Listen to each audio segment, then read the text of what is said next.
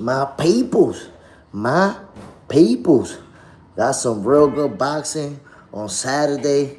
Good fights coming up. Good potential matchups. The show kicks off in 6 minutes. Get ready for that smoke, my peoples. We about to go berserk. See y'all in 5 minutes.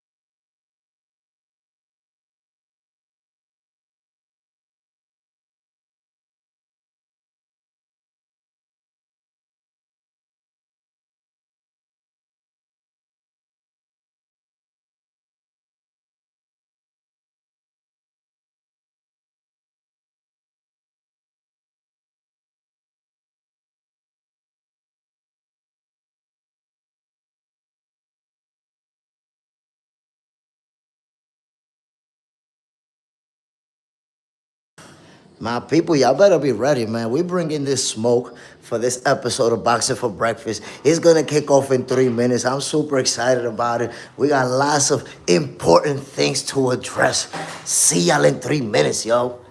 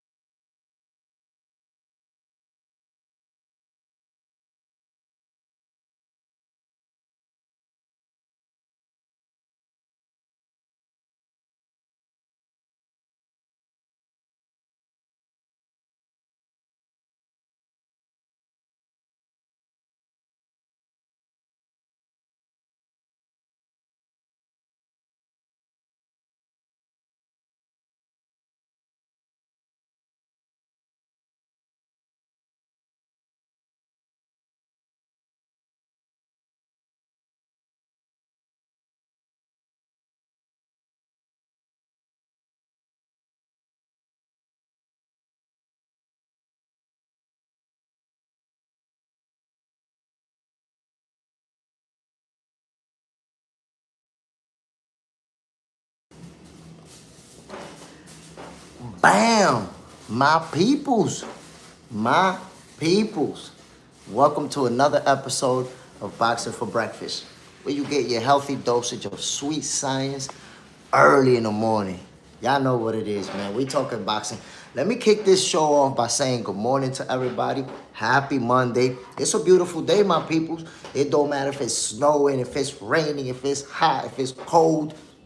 If God gave you another day, if you breathing, it's a beautiful day, my people. We're here. Thank you, God. Got a little bit of a sore throat, but every morning, thank you, God, man. You gave us another one.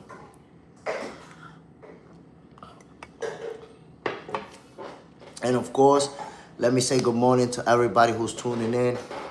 Toy Mafia side, bam, in the building. The real King George in the building.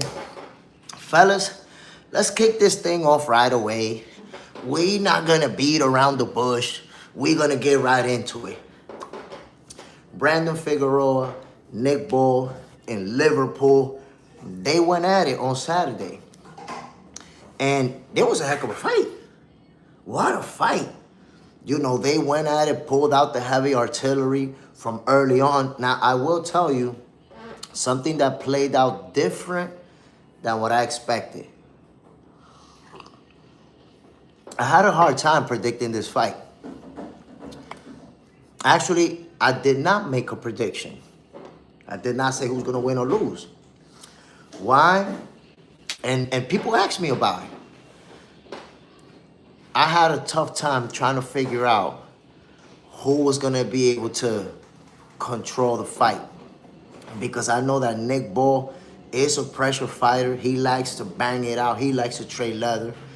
But I said it the day before the fight and multiple times, Brandon Figueroa has that height and reach advantage.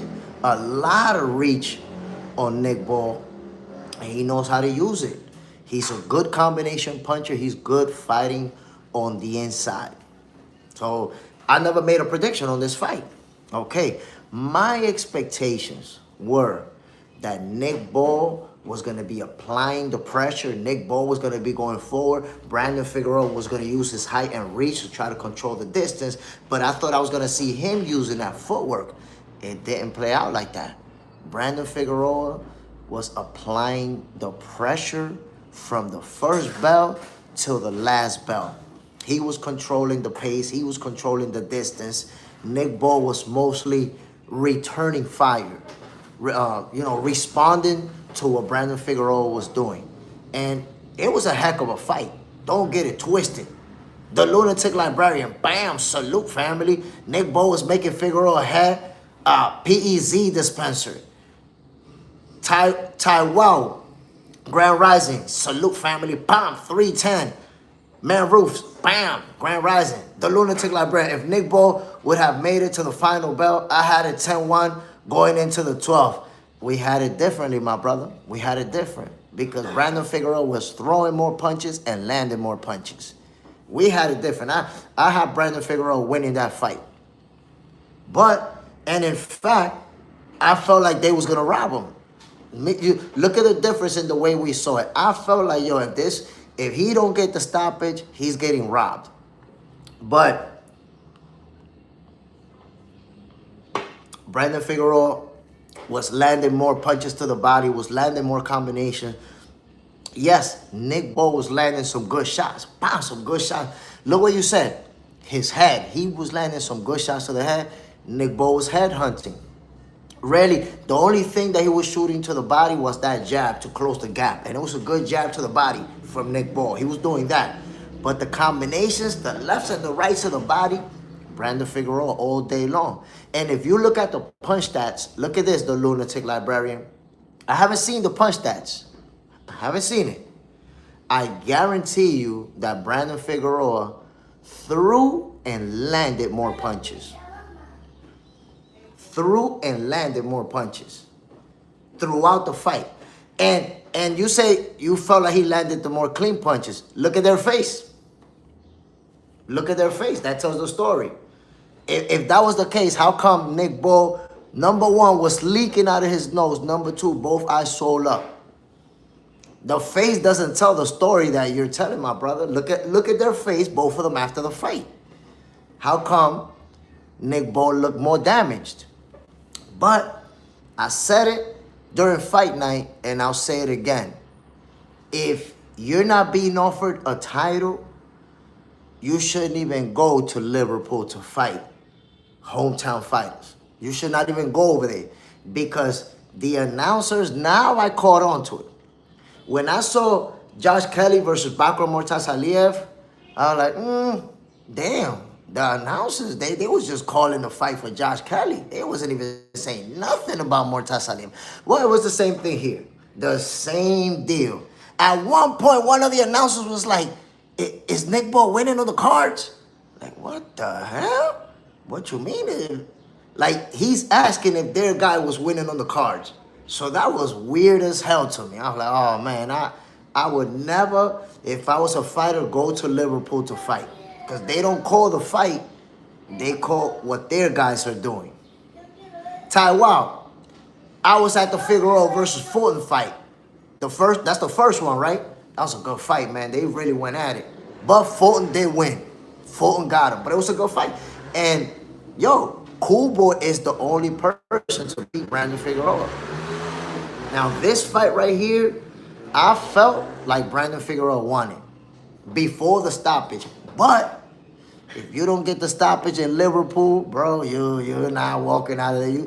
You damn near gotta kill your opponent. You gotta kill him.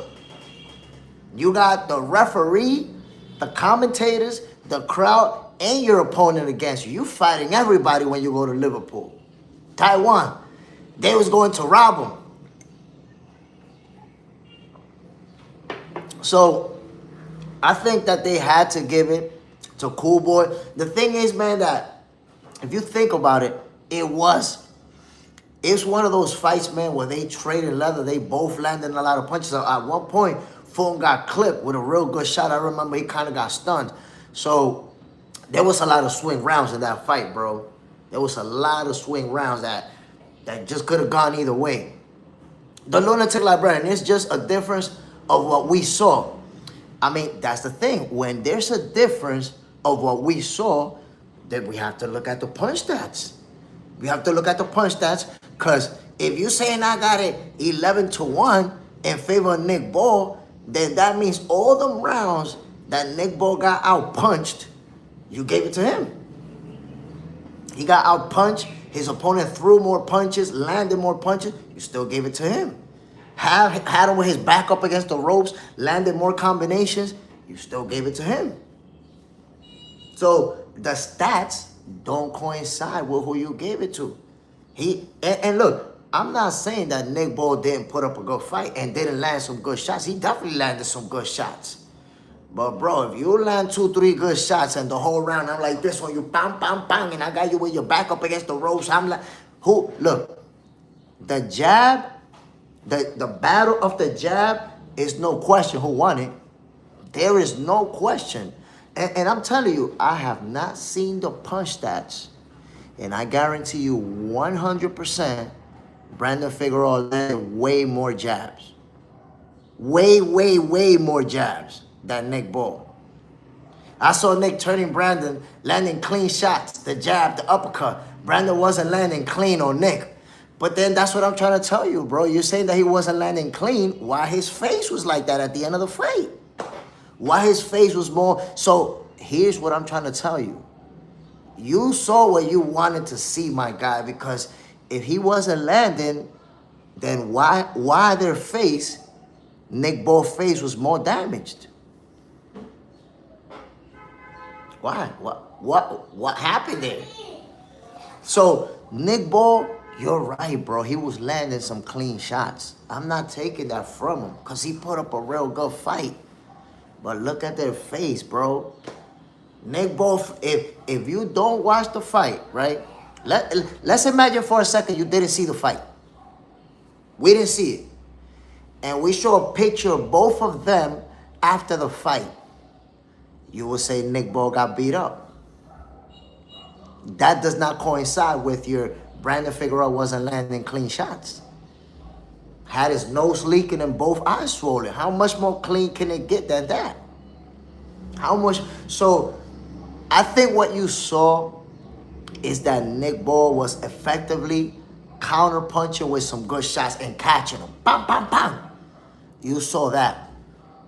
But you did not see all those body shots that was landing clean. You did not see those combinations that was landing clean to the head. You was watching a fight like the commentators from Liverpool. Whatever Brandon Figueroa was doing, you wasn't seeing it.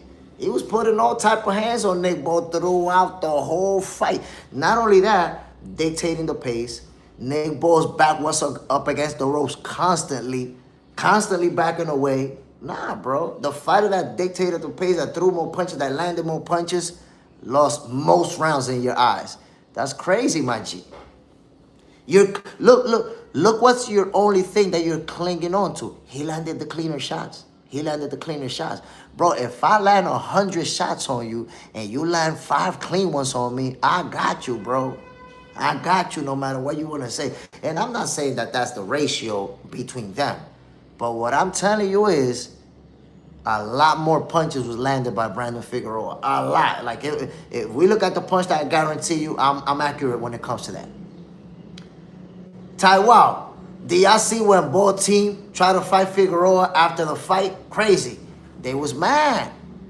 And the crowd throwing water bottles, throwing beer. I heard they even threw food over there. The lunatic librarian, I'm very neutral. And it's easier of a discussion with words. Look, when you say you gave 11 rounds to 1, I don't know what you was watching, bro. Like, even the people, the commentators that was on Nick Ball's favor, they already had it like 5 rounds to 6 by the time they got to round number 11. They already had it getting closer.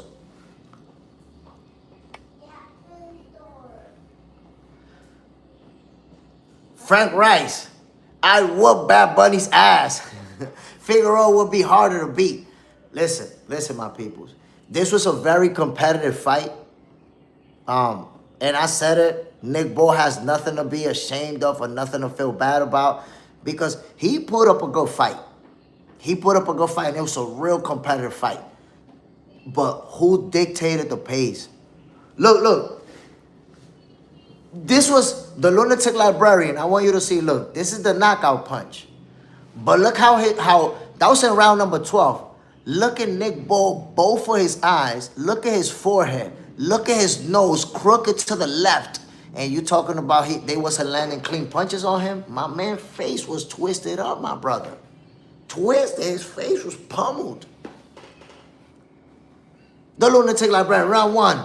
1 jab, Ball, 5 out of 13. Figueroa, 2 out of 15. 2, 4 out of 12. Brandon, 2 out of 19. Ball, round 3. Ball, 4. Brandon, 0 out of 23. Blue collar boxing, half Nick Ball up, 5 points. Like one judge did is criminal. Just like I'm trying to tell you, man. But the lunatic librarian, he got stopped. That's it. He got stopped. So the way we saw it differently. But Brandon Figueroa showed us what you got to do in Liverpool. You got to knock him out. You got to knock him out, babe. If you don't knock him out, they not going to give you the W. They not. They going to give it to their guy. Brandon Figueroa was out there fighting the commentators, fighting the referee, fighting his opponent. Watch this, the lunatic librarian. Let me show you. You watched the fight. Did you see the 3 separate occasions when Nick Ball held Brandon Figueroa head down like this? From back here, bro. Held his head down and uppercut him. Bang, bang, bang. Holding him down. He didn't even get a warning for that, my G. He in his house. You're going to do whatever you want. Holding the head down, bro, and punching him in the face. Pushing him like that. Literally grabbing him and going like that to him. Shoving him. The referee one time told him like that, but they didn't really do much. The referee was a Nick Ball referee. and not just holding and hitting, because when they was clinching, there was almost every clinch. That's how you know what type of fight this was. Almost every time they clinched, they was both punching each other. Bam, bam, bam. You know, two guys that showed up in great condition. So they was letting the hands fly. But I'm talking about Nick Ball pulling his head down from the back like that and uppercutting him. Bam, bam, bam. The referee didn't give one warning, my G. One warning. The home cooking was serious. And you want me to show you another one? Watch this. And this right here, bro, is a dirty tactic from the referees. I want you to see this. You may have seen it in other fights, or you will see it in other fights. Two fighters come together, right? They clinching. Now, when fighters is clinching, what you're supposed to do, right? You separate them both equally, like this. How many times did the referee go like that, separating them, pushing Brandon Figueroa? Whoop! And Nick Ball is kind of like not getting that push. The referee's looking at and pushing Figueroa, while just kind of moving softly Nick Ball, like that. You know why that's a dirty tactic, my G? Because when we fighting, round after round after round, we start feeling that wear and tear on our legs. And when the referee push you back, obviously, you got to move your legs. You're not going to fall back, right? So when you move your legs, you applying extra pressure. Like if you push me back, I got to put extra pressure. So that puts some extra wear and tear on my legs. So Nick, look, most of the clinches was caused by Nick Ball, right? He will be lunging in with the left hook and go like that, and kind of go down and get close to him, and they end up in a clinch. So Nick Ball was causing the clinch, but Brandon Figueroa is the one getting pushed back. And Brandon Figueroa will be like, okay, let's go. When they push you back over and over, you're getting pushed over and over, it's going to have an effect on your legs. Nick Ball wasn't getting that push that Brandon Figueroa was getting. So I'm telling you, Figueroa was fighting the ref, the judges, the commentators, the crowd, and Nick Ball. He had to get the knockout. They wasn't going to give it to him. They was not going to give it to him. They saw it like you saw it. They was like 11 rounds, not 11 rounds to 1, but one of the judges had it 5 rounds, winning by 5 rounds.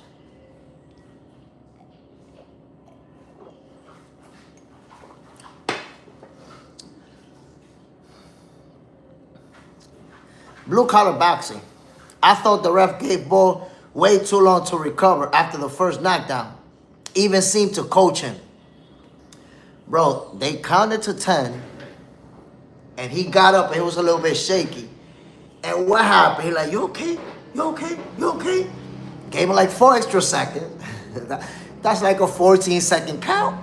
Because he got up and you didn't let him go. You like, you good, you good, you good, you good. And then he let him go.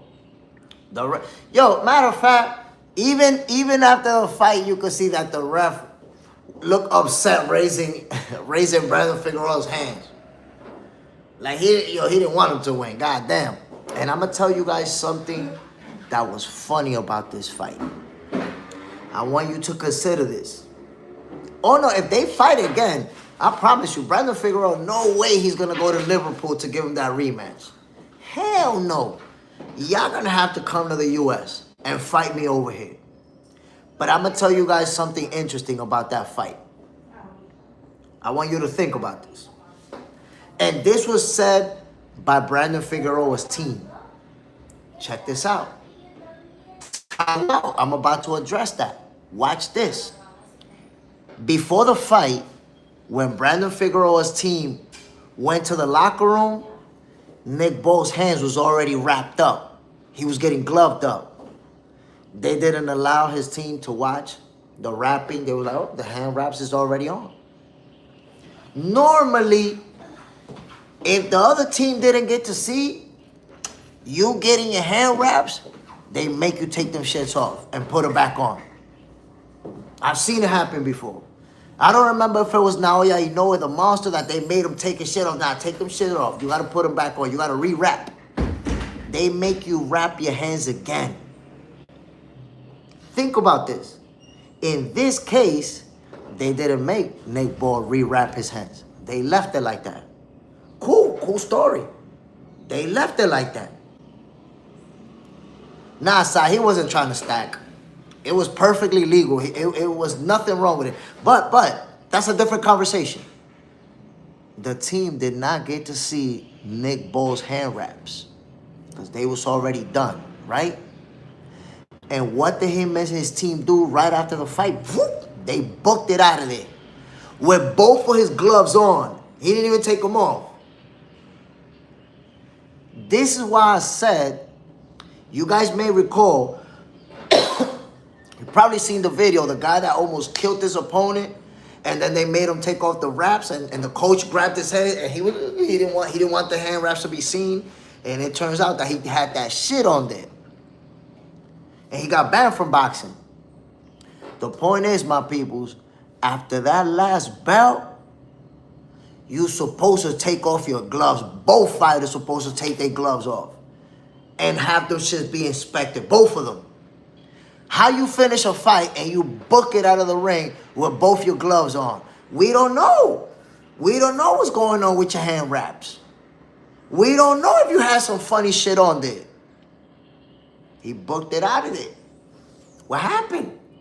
The real King George, I appreciate that you're the best knowledgeable boxing guru on YouTube. I appreciate that, my G. They're going to learn. They're going to find out. They're going to find out. We're headed to #1. It's the inevitable. But I'm asking you, my peoples, isn't it suspicious? You don't think it's suspect that the opposite team didn't get to see you getting your hands wrapped, and at the end of the fight, you didn't take your gloves off? Neither glove. Both of them booked it out of there. That's suspect if you ask me. And that's why, I don't know, I got to look it up myself. I don't know if there's a rule that says you have to take off the gloves in the ring, because you know that they always do that in the ring. Why was he allowed to just leave with both his gloves put on his hands? So, very, very suspect if you ask me. Like, you got everything in your favor. Everybody's on your side, and then you don't even take off the glove because you lost, because you got knocked out. That means you don't got to take them off? No. At the end of the fight, both fighters need to take them gloves off and let us see what you was working with. Because the thing is, remember the guy that got caught, right, with the cast in his shit? They put stuff on that it might look normal, and it's when your hands get wet from the sweat. Once your hands get wet, that shit turn hard rock. And now you hitting them with cast. So we got to see your gloves at the end of the fight. Take them off so we can inspect the gloves and inspect the wraps that you was using during the fight. We don't know what the hell Nick Ball had going on. The lunatic librarian. The wrapping gloves are collected by the commission after the fact. That standards or procedures should be the same across the planet.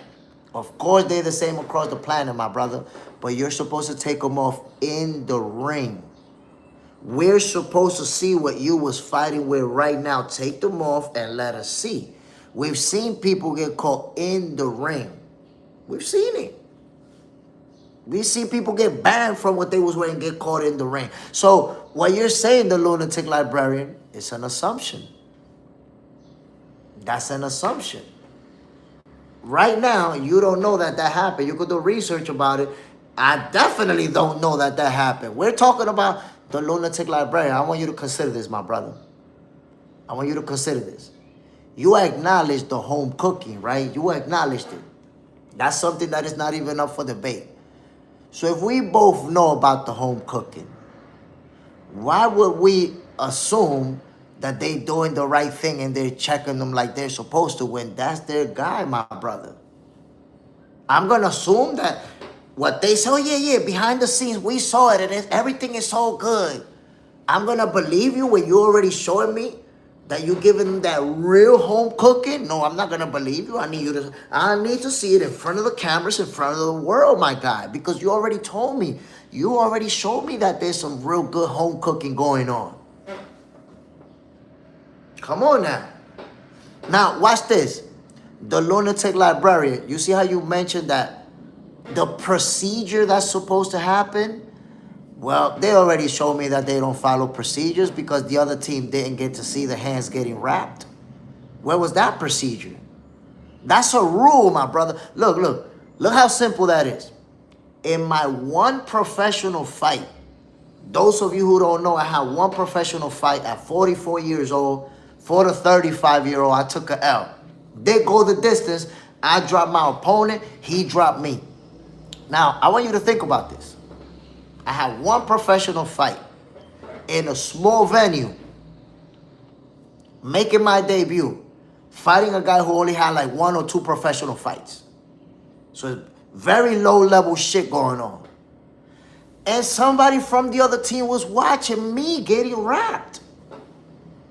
Literally just standing right there while they was wrapping my hands. Now, it's my pro debut. I don't really know what's going on. I don't understand the procedures like that. And I asked the coach that was wrapping my hands, yo, what's up with Buddy over there? And he was like, nah, he's with the other team. He got to watch you getting your hands wrapped. I was like, all right, whatever. So I thought that the other team is watching you for like championship fights or big famous fighters facing each other. I didn't know that this is a procedure that they always do. I'm telling you, I'm making my pro debut. 44 years old, who the hell cares about my raps? No, there was somebody there watching the whole time. From the moment they started wrapping my hands until the moment they finished. Not only that, he watched when they gloved me up, when they laced it, when they put the tape on, everything. When they finished and somebody from the commission came, put a little signature on there, that's when he left the locker room. Dude was watching the whole time. In this case, Brandon Figueroa was not allowed to. Was not allowed to. What happened? Why would you get your wraps put on and the team member not even be there to watch? And when they show up, all you get is like, nah, we done. We good. That's it, we got it done. Huh? What the fuck? The lunatic librarian, hand wraps shall be restricted to no more than 20 yards. But bro, you telling me that they shall be restricted. Wherever you Google that from, it doesn't matter if my team is not watching it, my guy. My team is not watching it. So you could Google and copy paste that information. But what are you saying if my team is not watching it? Hand wraps shall be applied on the dressing room in the presence of a commission representative, and if requested, one representative of the other boxer. Well, they requested it and they couldn't do it. You're not listening to, you see the lunatic librarian, everything you're saying that you're neutral. You're not neutral because you're making every single argument in favor of Nick Ball. I'm telling you that the opposing team wanted to watch and they were like, nah, we finished, we good.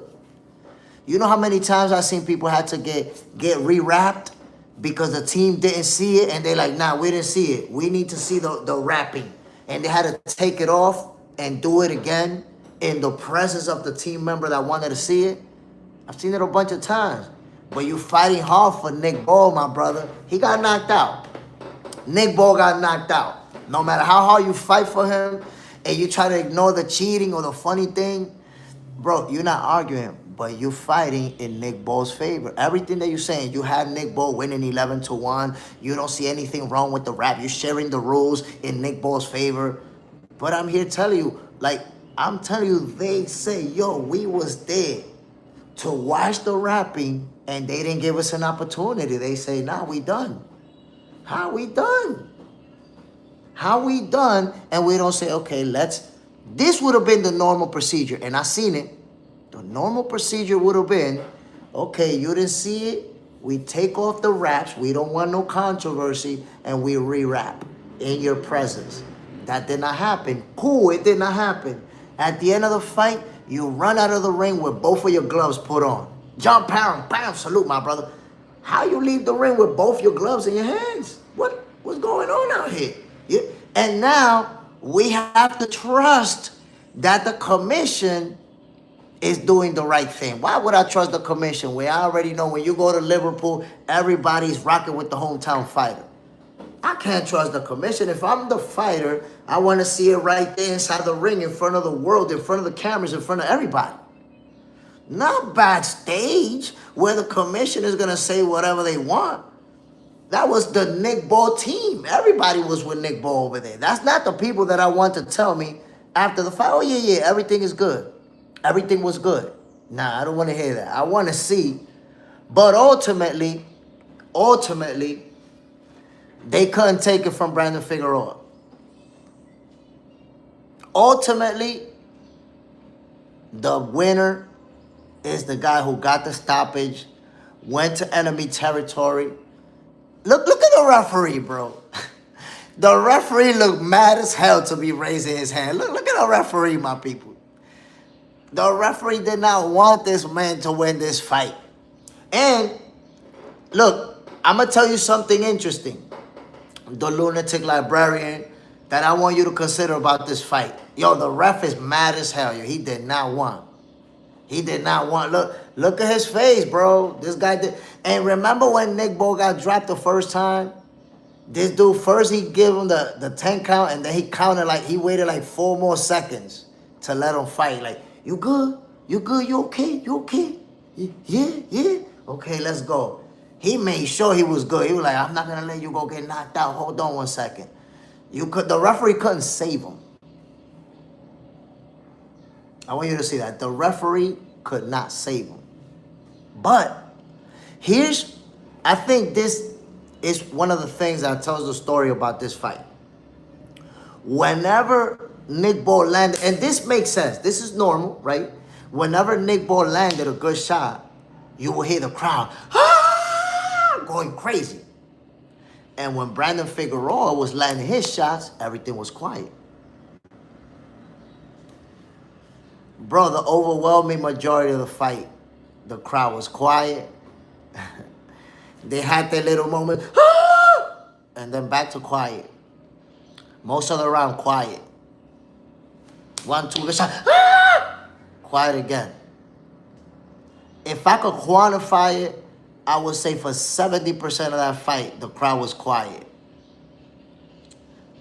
And then when Nick Ball, if that was the Nick Ball show, because if you saw it, 11 rounds to 1 in favor of Nick Ball, that was the Nick Ball show. That would suggest that the crowd would have been going berserk for all that time. They wasn't. They was quiet. Most of the fight, quiet. And then when Nick Ball would land, they would go crazy. But ultimately, whether we think this guy was winning on the cards or that guy was winning on the cards, Brandon Figueroa got the 12th round knockout with a monster left hook. Like, nah, y'all not going to take this from me. Boom! Left hook. Left Nick Ball flattened on the canvas. Like, literally, this is how Manny Pacquiao went down. When Marquez knocked him out, look, he got Manny Pacquiao. When a fighter goes down face first, with his hands to the back like that, look at the hands, you hurt badly. That's why when he got up, the referee had to give him like 4 extra seconds. Good. You good? We trying to get you this win right here. Come on now. Us, the judges, the commentator, the crowd, we trying to get you this. Come on, you good? Let him go. But Brandon Figueroa is a killer. He wasn't trying to let him get back in the rhythm. Round number 12, he dropped him. It was like 10 seconds into the round when he dropped him. Side. Figgy figured it out, bro. I'm telling you, when you drop him face first like that, it's a monster shot. So, we don't even have to agree on what would have happened on the cards because it didn't go to the cards. Ultimately, and listen, this was a real good fight. This was a competitive fight. They went back and forth, but I felt like Brandon Figueroa should have had a wide margin victory based off of being more active, throwing more punches, landing more punches, being the guy applying the pressure constantly, had Nick Bo with his back up against the ropes for a big chunk of the fight. But if you saw it the other way, ultimately, Brandon Figueroa made sure that we didn't have to argue about the cards. We didn't have to argue about the cards. That's it. No, there is no debate on who won this fight. So I like it that it ended up in a stoppage. Because if it would have went the distance, now we would have been arguing about who should have won. If it would have went the distance, you know, Nick Bo was definitely going to get the W. Definitely 100%. And we would have been arguing about whether or not it was a robbery. Some people say, no, he won. So I would have been saying, nah, yo, Brandon Figueroa got robbed.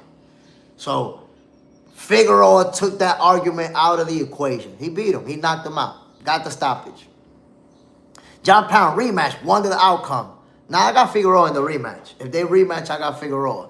And that rematch is not going down in England. We already know the commentators and everybody else. You ain't going to have to fight the whole country again. Because that's what it was. It was Brandon Figueroa against Liverpool. Everybody up in Liverpool was on the other side. Ryan Baskin, how about Kane? Excellent fight. I didn't see that fight, bro. Asiel Espinosa, dímelo, Tigre. I'm proud of you. Keep working hard. We love your channel. Appreciate it, my brother. We're going to keep giving you this healthy dosage of sweet science. Appreciate you, my brother. The Lunatic Librarian, Bo versus Figueroa was an excellent fight. Oh, my God, yo. That was an amazing fight. That's the only way to describe it. An amazing showdown. Let's see what's next for Figueroa. His Excellency Turki Al-Sheikh already says that he won him on the undercard of the Canelo fight. Supposedly Canelo's fighting in September. And His Excellency Turki Al-Sheikh won him on there. Ryan Bascom, they traded knockdown. Nah, Figueroa never went down in this fight.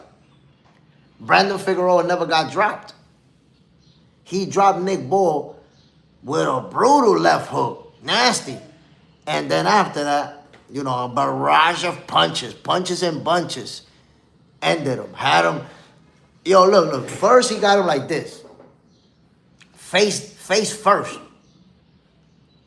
And then he had him through the ropes.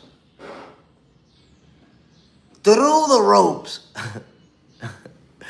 And that's when the referee was like, yo, I can't save you no more, bro. That's it. You cooked. We wanted to give it to you, bro, but you can't get lumped up like this. I can't do it no more. Oh, okay. Kane and Homeboy traded knockdown. Oh, okay. Taiwan. Figure family was there. And, man, listen. Nick Bo got knocked out in front of his family, in front of everybody in attendance.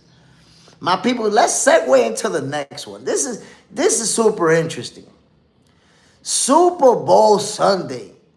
Did you guys see Xayas and Emiliano Vargas at the Super Bowl halftime show? Corvier, he only won on luck. You're wrong, OG.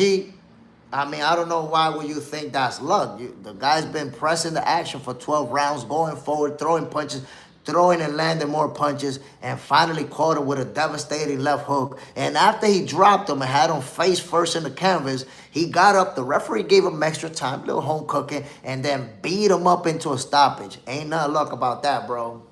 It's not like he been getting beat up the whole fight and boom, landed a lucky shot. There was nothing lucky about that, bro. Not one lucky thing that I saw. There was nothing lucky about that left hook, family. Both eyes swollen, forehead jammed up, lumped up. I don't know what you're talking about, fam. You would have definitely gave the fight to Nick Bo if it went the distance, for sure. My people, the Super Bowl halftime show, I'm not a political person. I don't get into the politics. I know that this thing turned political. My boy said it was lucky. Come on, bro. Nah. So, my boy said it was a political thing. I mean, a lot of people felt like this was political. But ultimately, it was crazy the way that it played out.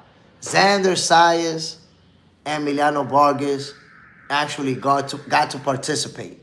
So I guess, I'm pretty sure Bad Bunny, since he had a whole theme going on, he had a Mexican fighter and a Puerto Rican fighter. And very controversial. A lot of people tuned in to this halftime show. Actually, the Super Bowl halftime show broke viewership records. Imagine that. Kendrick Lamar had broke the record with like 130 something million views. This year, Bad Bunny show broke the record with 140 something million views. Sam Hyde, I didn't like the halftime show. I mean, but did you not like it for political reasons? Because to me, right, this is my perception. Remember, I don't live in the U.S. I'm living in the Dominican Republic, and I do not follow politics whatsoever. And what I'm seeing is that the people that saying they didn't like the show is the people who already were saying, I'm not going to watch it. I don't want him on the show. He's not the right guy for this. I'm watching Chris Rock, Kid Rock. And so in most cases, and that's what I'm seeing on social media too, by the way, it seems like the world loved it and Republicans hated it. And it's like I told you, I'm not in the U.S. I don't follow politics. I'm not into politics. I don't know what the hell's going on. But the whole world is like, oh my God, this is the best thing ever. This was crazy. And by the way, I've seen a lot of Super Bowl shows. That's been one of my favorite Super Bowl shows of all time. You don't have to agree with me. I don't expect people to say, I liked it too because Jay liked it. No. I'm looking at the choreography, the whole production, the way that Bad Bunny made the entrance. Like, it wasn't just a regular stage, an artist on the stage rapping and singing or doing whatever. No. You see him walking through, and the way that they incorporated culture into it. He was like, God damn, they killed it, bro. He walking in, you see the Jun, the ices that they sell. I'm going to put it to you like this, man. That Super Bowl halftime show, it reminded me, I grew up in New York, uptown Manhattan. It reminded me of that vibe that you get in the Bronx, in Uptown, in Dykeman, where there's somebody selling the ices, there's somebody in the corner doing this, and that's the type of vibe that I got from that. And the way that he walked in, and then you remember when he was at the top, that he was singing, and then the roof collapsed, boom, and he fell down, and he fell like into a living room. And he was like in the living room of an apartment. That apartment looked like a straight up Harlem apartment. Then he walked outside, people partying in the stoop, dancing. The whole thing, bro, it was crazy. It was super creative. The way they had then all them trees, like they was in the countryside in Puerto Rico somewhere. The people wearing the traditional gear, bro. That shit was crazy. Crazy. Nothing will ever beat Michael Jackson. Now, Michael Jackson shit was crazy, too. Michael Jackson shit. But I would say this. Michael Jackson, even the Michael Jackson one didn't have this level of production. Even the Michael Jackson. What the Michael Jackson had? Lights. In the Michael Jackson show, the theme, the thing about it was Michael Jackson. Michael Jackson, the biggest star in the world. But the production around it, hell no. What Michael Jackson's production had. And listen, I'm not knocking you, my G. I'm not knocking you for saying that, because Michael Jackson shit was crazy. You got to understand, before Michael Jackson, the halftime show was just cheerleaders twirling little things in the air. It was boring. Michael Jackson changed it to a whole new era where now we're doing some real entertainment stuff. So Michael Jackson stuff was pioneer shit. But the production of it, Michael Jackson shit wasn't even close to Bad Bunny's. He had a stage with lights. That's it. That was it. He just a big superstar, the biggest star the world ever seen, the biggest entertainer the world ever seen. So it gotta be, something big. But Bad Bunny show got more viewership. Not just got more viewership, the level of production, it wasn't even close, bro. If we compare production, Michael Jackson shit was a stage with lights. And that's it. The biggest whoa in Michael Jackson's joint was when he was up there and poof, he disappeared, remember? Poof. and then he appeared on the stage. That was it right there. But we can't compare that to Bad Bunny's production, where you got houses, apartments, where you got trees, where you got fucking shops set up where they selling merchandise, where you got a goddamn wedding going on, somebody proposing. Like, nah. The level of production in Bad Bunny's show is something we never seen, bro. I don't know if we have. 50 Cent has some good production too. I remember he was upside down and everything. This shit was crazy, bro. It really was. They went off in that Super Bowl halftime show. Basically a dumpster. Watch, the Nazis will call this virtue signaling because they have no virtues and get offended when people remind them that. Kind of like how bullies hate the kid who does well in class. Side, the production gets better every year. And I, look, it's like I told you guys. I'm watching the show. I'm not into politics. I don't know what's going on in politics. There's politics going on here in the Dominican Republic. I'm not really following the politics. But I will say this. Leading up to the Super Bowl show, I'm on social media just like you guys. I see what's going on social media, right? Leading up to the Super Bowl show, I kept seeing about the Chris Rock show. The Chris Rock and how they was going to do Chris Rock show. I mean, Kid Rock. Kid Rock. They was talking about Kid Rock. Kid Rock is going to kill it. Kid Rock is going to do a show for us. Bro, I haven't seen nobody. I thought that shit was canceled. I was like, yo, did Kid Rock cancel his show? Because I haven't seen one post, anything about it. The people that were supposedly going to be watching Kid Rock, nah, they was watching the Super Bowl show and they criticizing it today.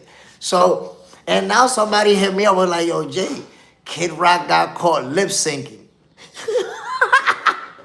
He got caught lip syncing, so that shit was a debacle over there. Hmm? Okay, wait for me. The Assassin. Shout J. Smith, been holding it down lately. Keep working, my G. Much about football, I don't. I feel you, my brother. And one thing which we were going to get into, super interesting to see that Xayas and Emiliano Vargas was there. Ryan Bean, Kid Rock has 6.8 million views. 168 million viewers for Bad Bunny. That shit is comical. It's comical, my peoples, to see the way that it played out. Kid Rock, supposedly, I didn't see it, but Kid Rock supposedly got caught lip syncing. That shit was a debacle.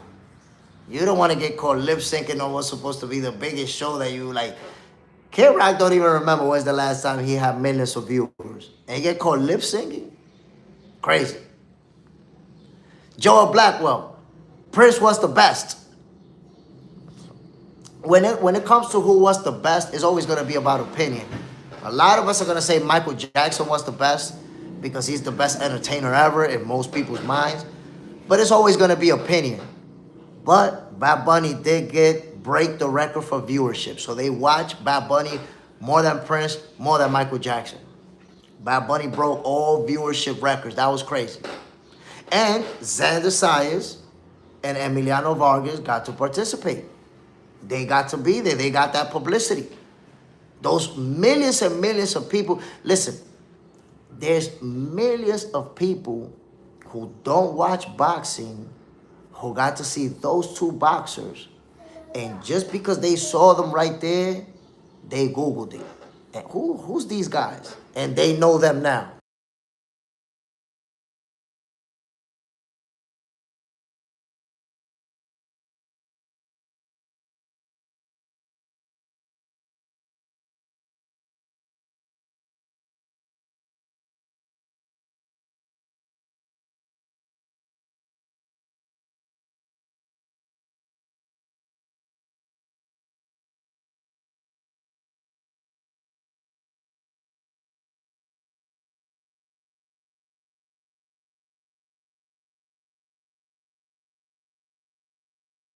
I don't even follow that dude, my peoples. My bad, yo, bam.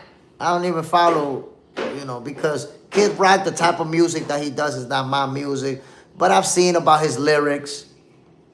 I've seen about him, he likes statutory, is mandatory, and all of that.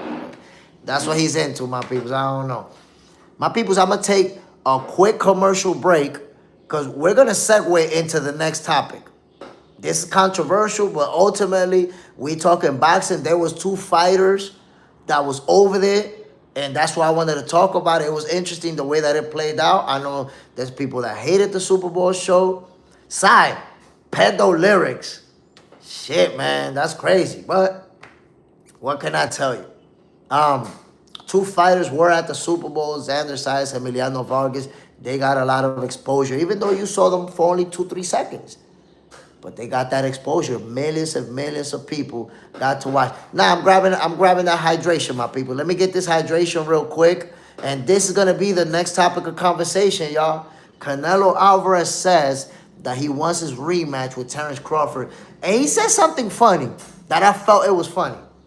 Canelo said, I give him his credit, but he can't get full credit if he don't give me the rematch. What you mean you give him full credit, but you can't give him full credit? That don't even make no sense. Taiwan, Baxana, check you later. Salute, family. Appreciate you dropping in, man. I'll be right back, my peoples. Let me get this hydration. Quick commercial break. We got to talk about this, man. We got to talk about this rematch. I'll be right back, y'all.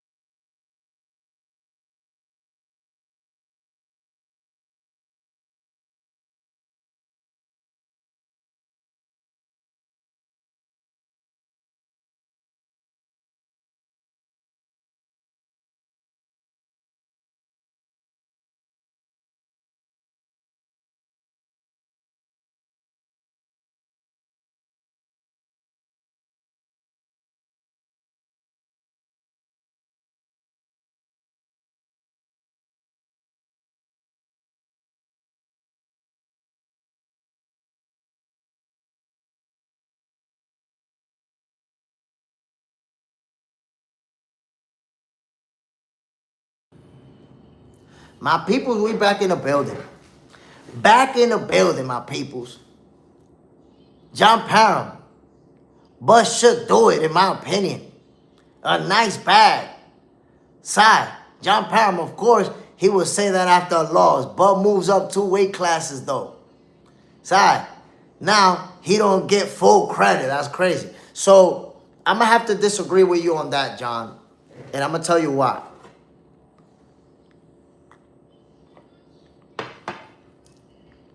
So, your reasoning, or the one that you share right now, right, is that he should do it because it's a nice bag. Crawford don't care about a nice bag. That's the thing. Everybody who has a lot of money doesn't care to get all the money in the world.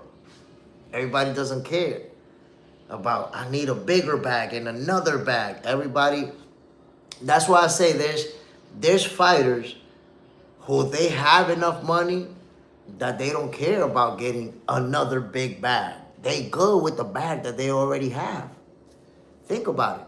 $100 million on that fight, whatever amount of millions he made with Arrow, whatever amount of million he's been making on all these endorsements that came along with these monster wins, he don't need a bigger bag. If he should do it for a bag, hold on, Muay Thai is better. We got a dummy. Early in the morning, we got a dummy up in here. Bye, dummy. Watch a multi-channel that. Dummy. Um, you know, every fighter is not looking for the bigger bag. I think the bigger bag is for guys who's still making $1 million, $2 million. Okay, you're looking for a bigger bag because when you make $1 million after taxes, you walking out of there with 400,000, 500,000. So you're looking for that bigger bag. But when you done made 100 million, bro, everybody's not looking for a bigger bag. Like, look, let me give you an example. Vasyl Lomachenko never made $100 million for a fight. I do stuff. We got to get them dummies out of here. Like, Muay Thai is better, but I'm watching Box Center in the morning. Shut the fuck up, dummy. So, everybody is not really looking for another bag and a big bag. There's people out there that's really chasing that legacy.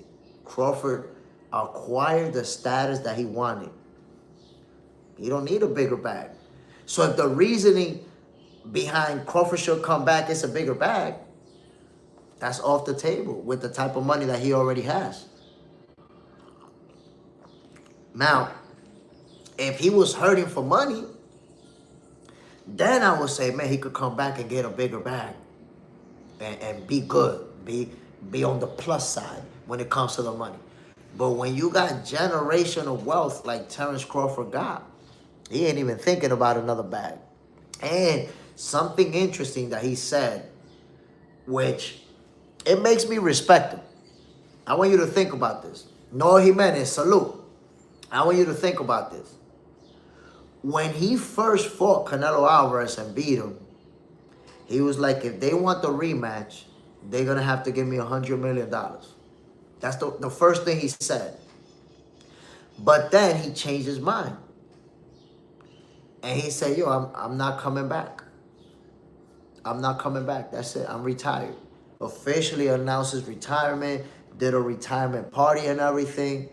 And he was asked on a podcast, what if it's $100 million? And he was like, not even $100 million. Not even $100 million. Why? Because I'm not going to put my health on the line. He spoke about Muhammad Ali and how Ali's health deteriorated. And he was like, nah, I'm not going to put my health, in risk for money. So when he's talking about he won't even take $100 million to come back because now he's concerned or focused on keeping his health, he's serious about it. He's not using language like, oh, well, if they give me the right amount, or they're going to have to pay me this much. He's not using none of that language that suggests he might be even considering it. He's like, nah, I saw what happened to Muhammad Ali, how his health deteriorated. I'm good. I got a lot of money. And he even said, coming back will be selling my soul. Selling my soul. That's how dead serious he is about it. I'm not going to come back to satisfy y'all. I'm not going to sell my soul to y'all. I'm not going to do something that I don't want to do for y'all. I'm going to do what I want to do. Sai, why do you think Canelo said Bud don't deserve full credit, but never said anything about Bivol getting full credit? Maybe he should rematch Bivol since he actually is still active. I mean, at one point he said he wanted to rematch Bivol, but I don't know if that was ever real because he's never even floated the idea of moving back up to 168. Maybe the rematch happens, maybe not. But he's being a sore loser. A real sore loser. What do you mean he don't get full credit? That doesn't even make no sense. That makes no sense. I give him credit, but to give him full credit, he has to rematch me. Look, I would have wanted to see a rematch if this was a real close fight where we're saying what? Where there's people saying, nah, Canelo got robbed. Canelo got robbed. If people were saying Canelo got robbed, then I would have been like, damn, Crawford might want to do that rematch to show that he can beat him. Because a lot of people didn't feel like he beat him. You beat his ass.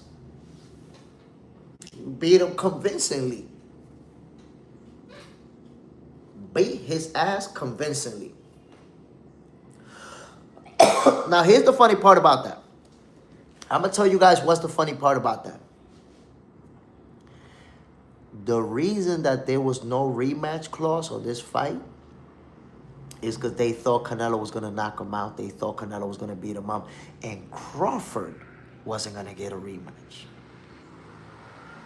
So if you was not going to give me a rematch, you didn't want us to have a rematch clause, why should I give you a rematch?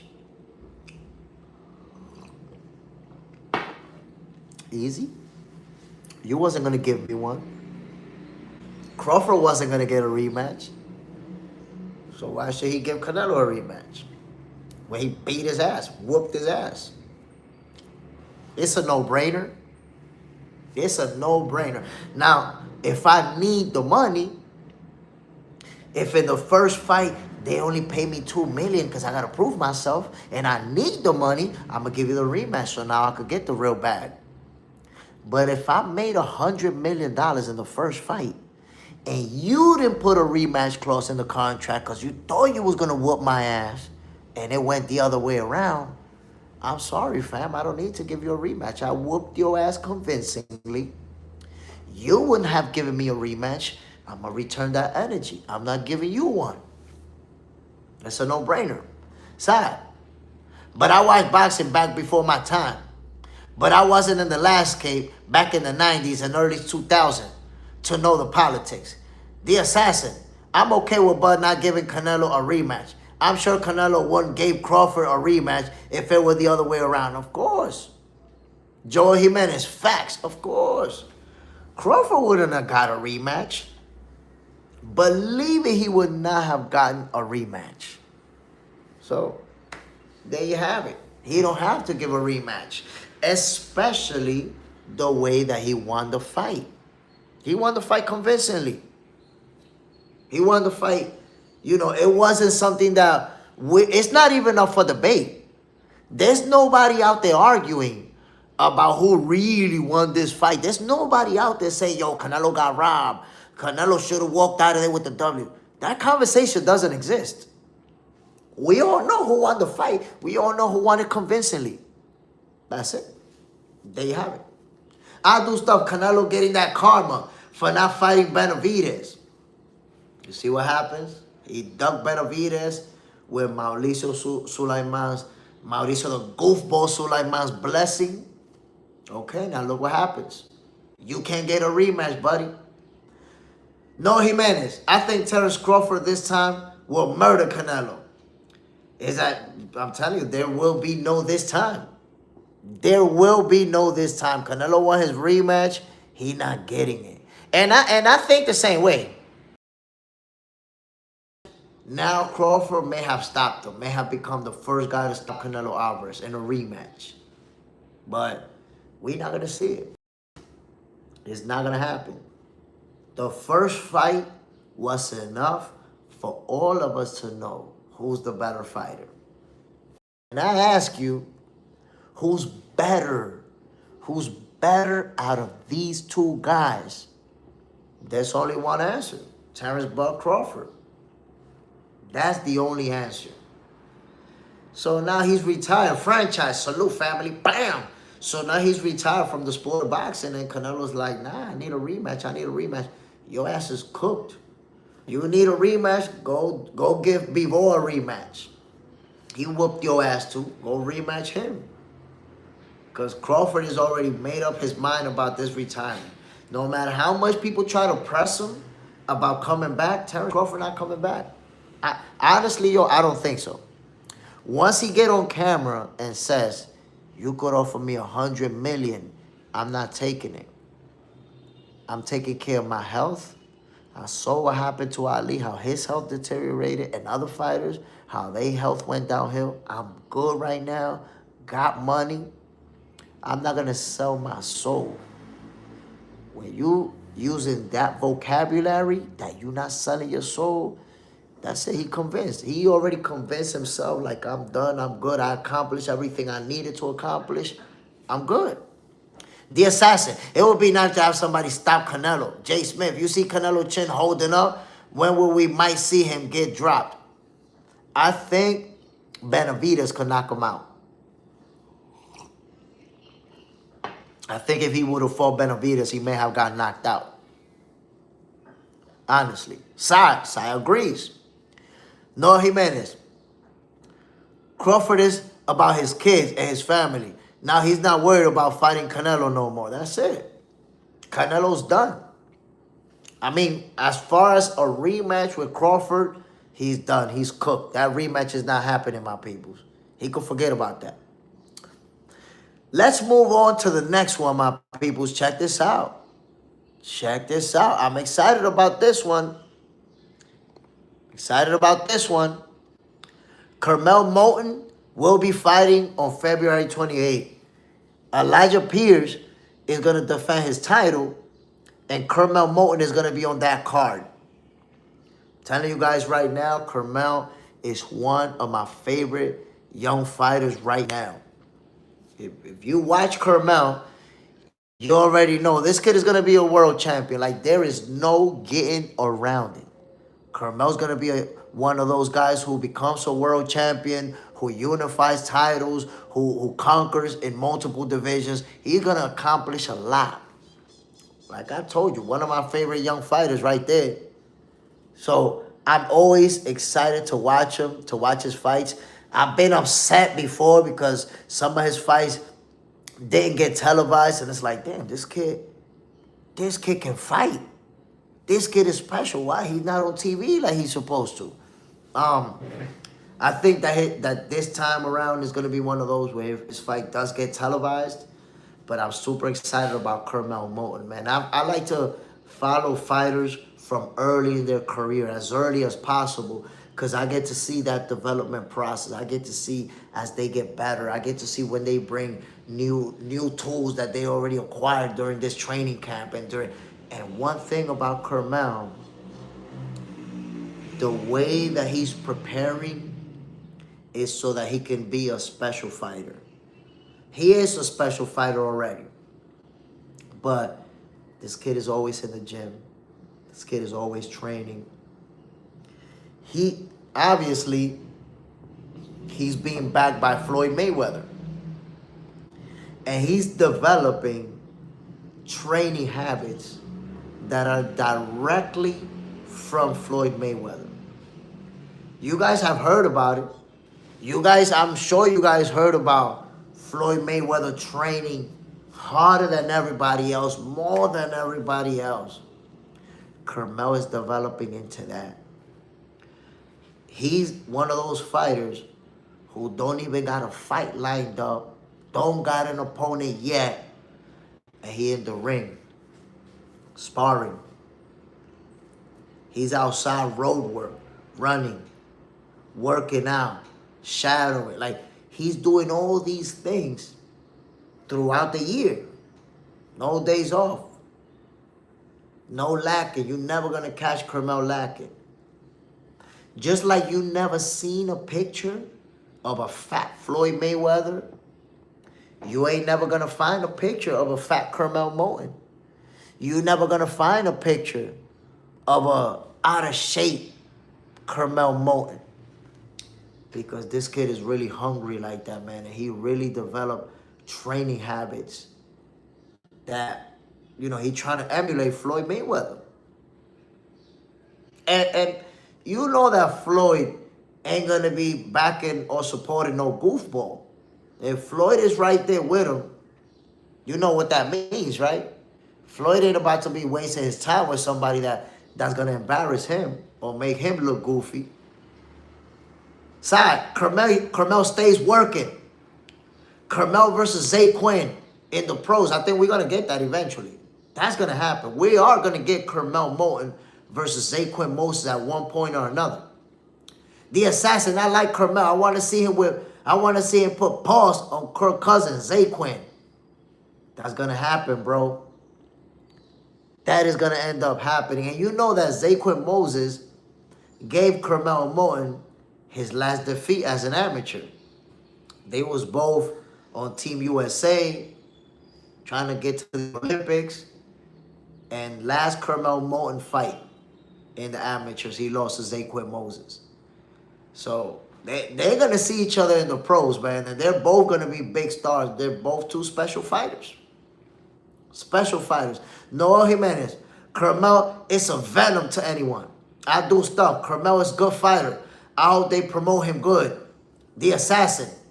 If there was a three king of a new era, he'd be in the category for sure, along with Abdullah and Mason. Hold on, Abdullah and Mason? It's Abdullah Mason, bro. You split Abdullah into two fighters? Oh, nah, not Kid Austin, bro. Kid Austin is a real good fighter.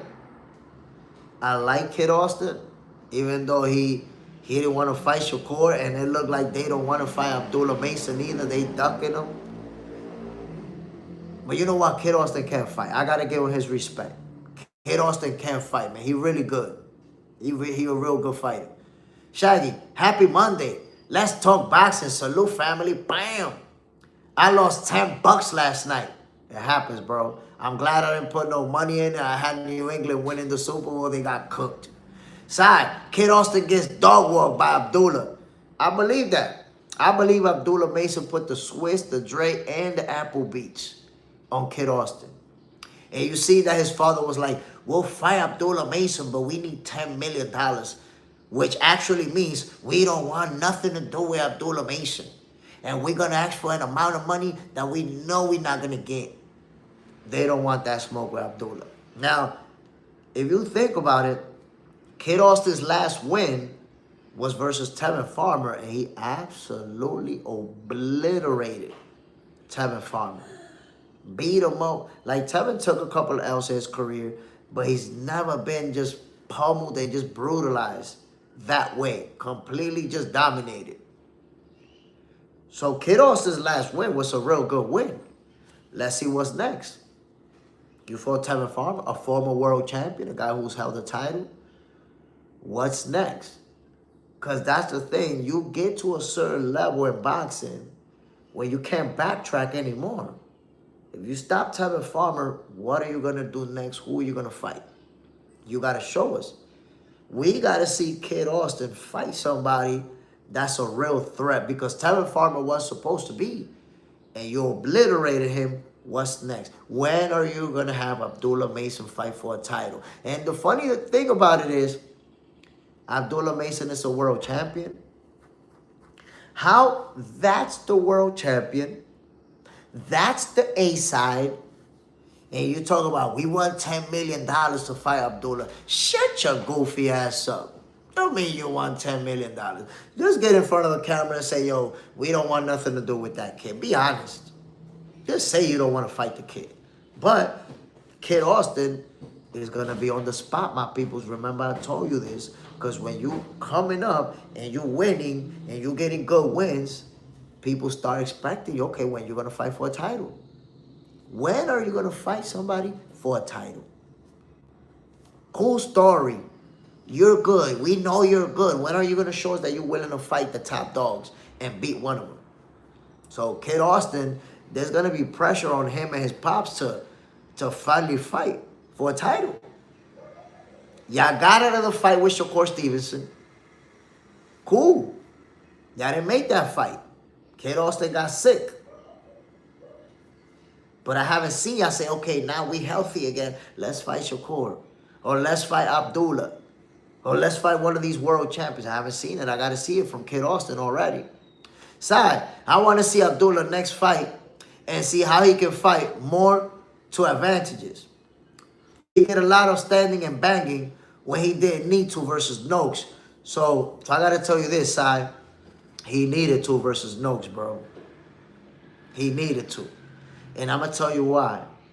Sam Noakes is one of those fighters that he's going to apply that pressure, and you either going to beat him at his style or you're going to lose to him. You're not going to beat Sam Noakes as he's backing away. He wasn't going to be able to beat Sam Noakes on some footwork and moving around. You're not going to beat him like that. Sam Noakes is really that good. Matter of fact, I'll tell you right now, Sam Noakes is going to become a world champion. No, he's not going to fight Abdullah in a rematch and beat him. That's not happening. But you're not going to fight. You know, you got to beat Sam Noakes at his own game. That's how you're going to beat him.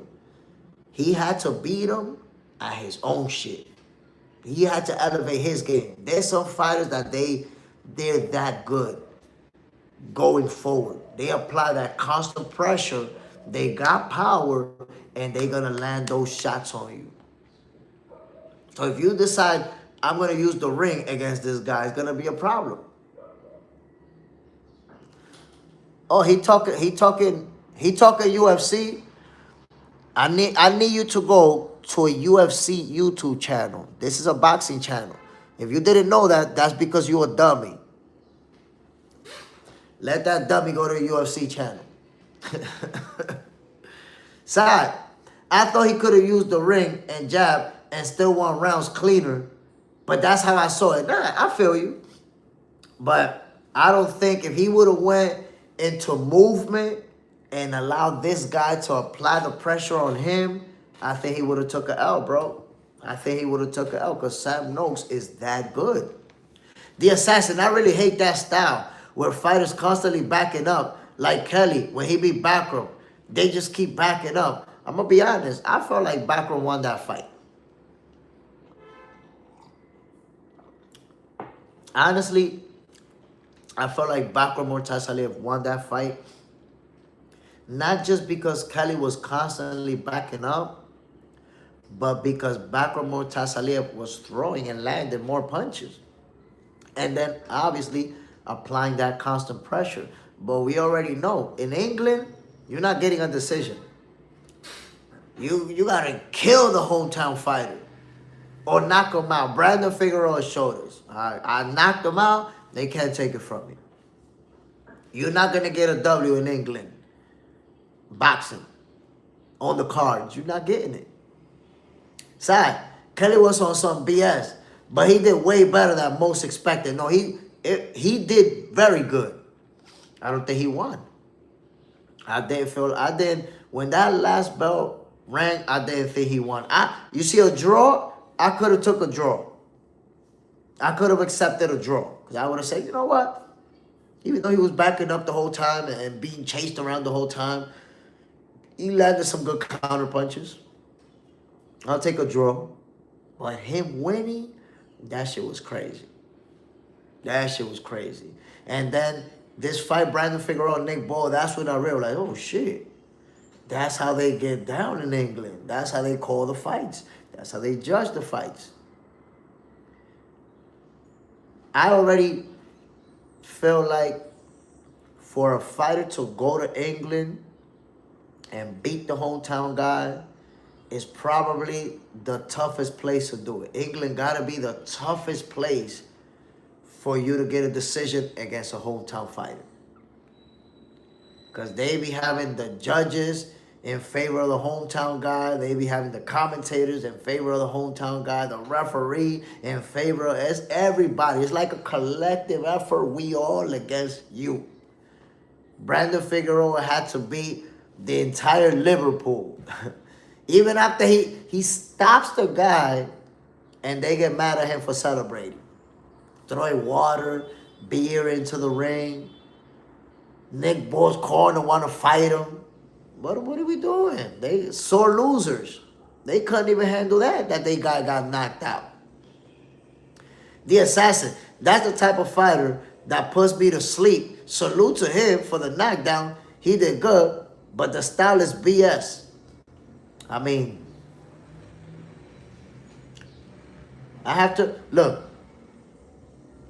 agree about the style not being the most fun to watch because he's not engaging as much. But I guess, you have an opponent in front of you that got the type of power Backroom or Tasalib have. You don't have that same firepower to return. I guess you want to keep the distance. So even the Brits get robbed. against other Brits. The assassin, yeah. I don't get why people call Shakur a runner. And that's the funny thing. I want to show you the level of hate that there is for Shakur Stevenson. Look at his last couple of fights. Look at the Zepeda fight. Look at now Teofimo fight. He stood there, bang with him, beat them both. They still calling him a runner. Those same people, I put him on the spot. Those same people were like, yo, Kelly fought a good fight. He did what he had to do to win. He was a good fighter. He did it. God damn. So Shakur Stevenson been standing inside the phone booth, beating people up, and you still calling him a runner? But Josh Kelly spent 12 rounds backing away and using lateral movement and this and not engaging, but you thought that was a good win. The hate for Shakur is crazy, bro. But Curmel Moten is fighting on February 28th. If his fight is televised, I am going to be calling that fight, my people. For sure. Let's move on to the next one. Bam! Fellas.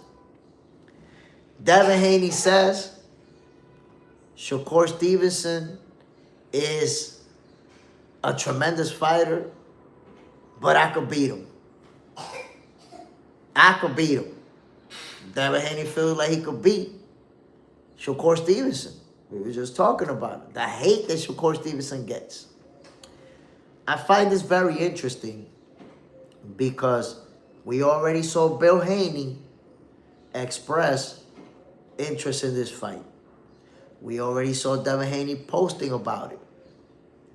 So it looks like, I want you to consider that. That's how you see when a fighter's stock skyrockets. All these years, ever since Devin Haney ducked Shakur Stevenson at 135, he's never really mentioned him. He never really talks about him.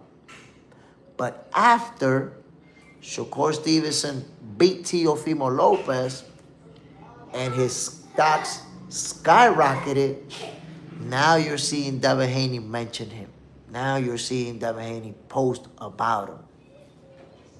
Think about that. What does that say?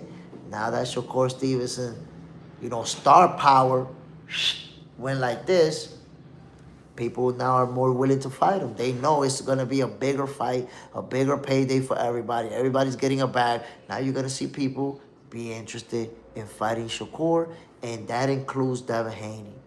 He's expressing that interest. But here's something that calls my attention about what Devin Haney's doing. So the first time they didn't fight, because Devin Haney made a 25% offer and then vacated the belt, left the division. He didn't even go to the purse bid.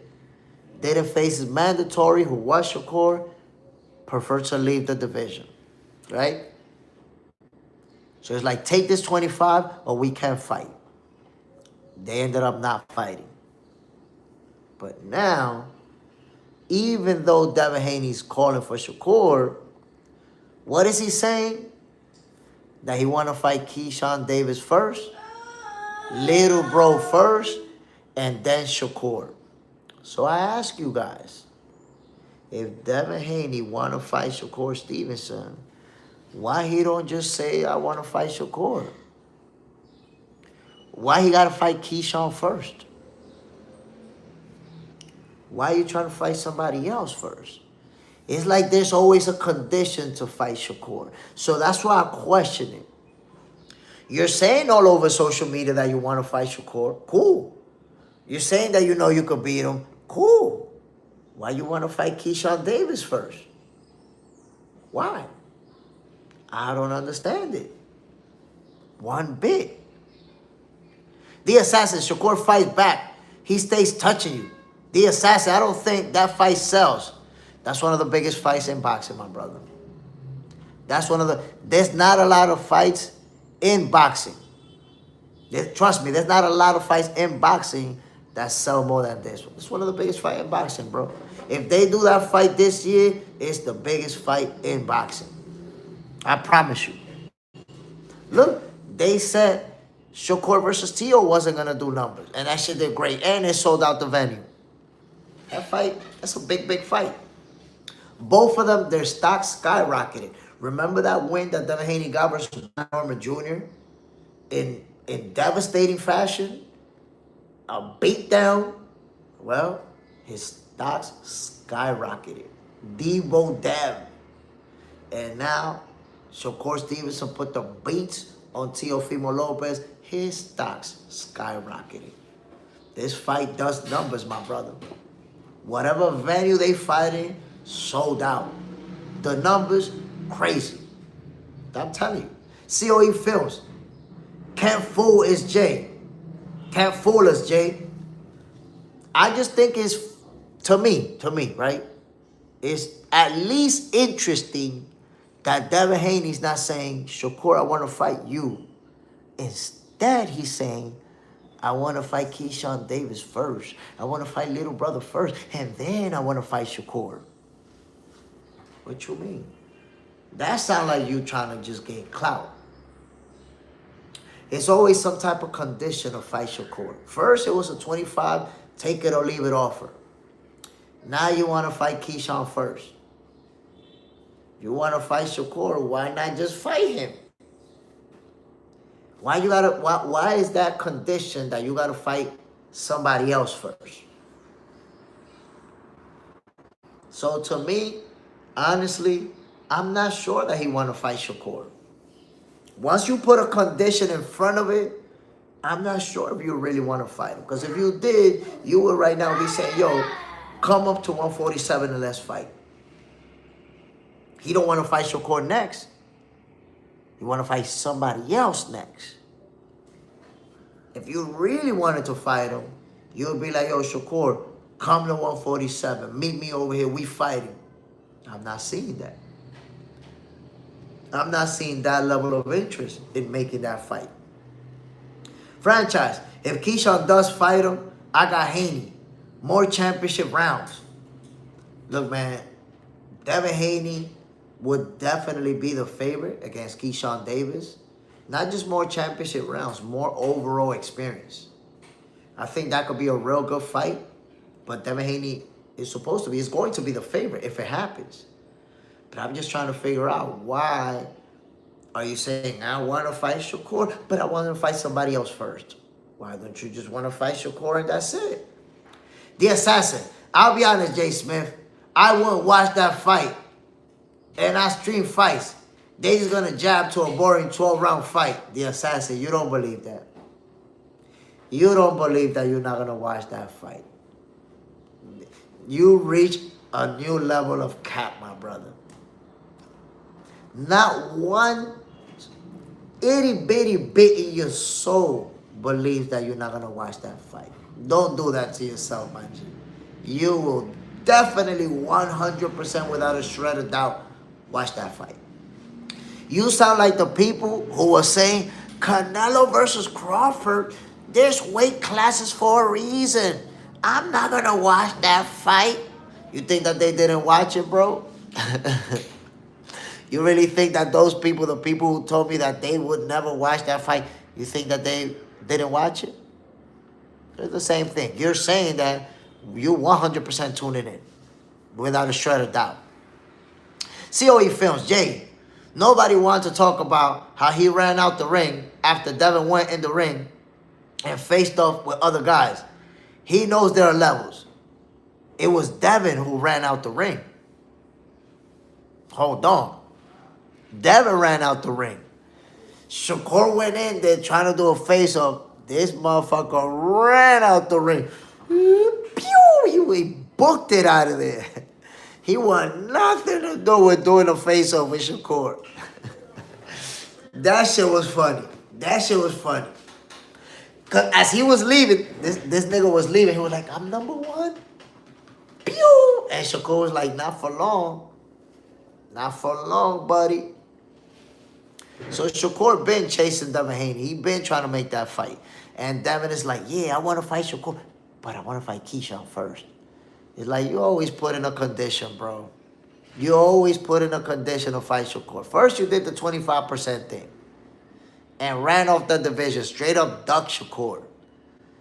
Listen, I would say that's one of the most strategic and blatant ducks that we've seen in boxing. This is the only time in history where you're seeing fans saying, take the offer. You had to take the offer. You had to take the offer. Have you ever heard that with anybody else? Tell me one other instance where people were saying that the fighter got to take the offer. Fans hate Shakur so much that they didn't want to acknowledge that he's the mandatory and that he didn't have to take the offer. He's the mandatory. When have you ever seen a champion get out of the mandatory by making an offer? This was the most strategical duck that you ever seen in your life. In your life, my peoples. I've been following boxing over 30 years. In your life, you never seen a fighter have a mandatory, make an offer, and leave the division right away. You've never seen that. But Dan and Bill, they were smart. They was like, he's the mandatory. If we just vacate and leave, people gonna know we ducking. Let's first make this 25% offer. He's not gonna take it, and we're gonna book it out of there. Now, when we book it out of the division, instead of people saying we duck, they're gonna say that we made an offer. That was the most strategical and slick duck move that you've ever seen in your life. Think about it. Till today, you still have fans saying that it was Shakur that ducked. Or fans saying, nah, he had to take the offer. He had to take the offer. He had to call his bluff. I'm the mandatory. I don't got to take shit. Since when? Look, for Shakur, there's a new argument that is made up that doesn't exist anywhere else. Since when is a champion able to duck a mandatory by making a lowball offer and running from the division? Since when? Let's be honest. When does this ever happen? When have we ever seen it? COE Films. Damn, you just put me on game, Jay. My God, I want you to think about this so that you can see. And people forget about the human algorithm. The human algorithm at play. Let me give you a play-by-play of the human algorithm so you can see why I'm that. I'm him. I was following this fight because obviously I wanted to see it. So I was really following up on what was going on at 135. And I felt like Shakur and Devin was the inevitable. Now, you may recall, Devin Haney was in the 135 division before Shakur because Shakur was fighting at 130. The moment Shakur moved up to 135, I was like, it's the inevitable. They're going to end up fighting each other. There's no getting around it. Boom. Shakur was calling out Devin, but Devin wasn't trying to make that fight, wasn't trying to give him that shot. Well, eventually, Shakur became his mandatory. When Shakur became his mandatory, the fight got mandated. Now, what happens if I'm your mandatory and you and me can't agree to the money? The fight goes to purse bid. That's what happens. So, Devin Haney made a 25% offer. He could do that. Shakur didn't accept it. He can do that. But what happens next? If the champion make an offer and the challenger don't accept it, and he's the mandatory, what happens next? And that's what Shakur Stevenson haters, that's the part that they don't like. That's the part that they don't like to say. You know what happens next if we don't agree on the money? We go to purse bid. I was following that very close, my brother.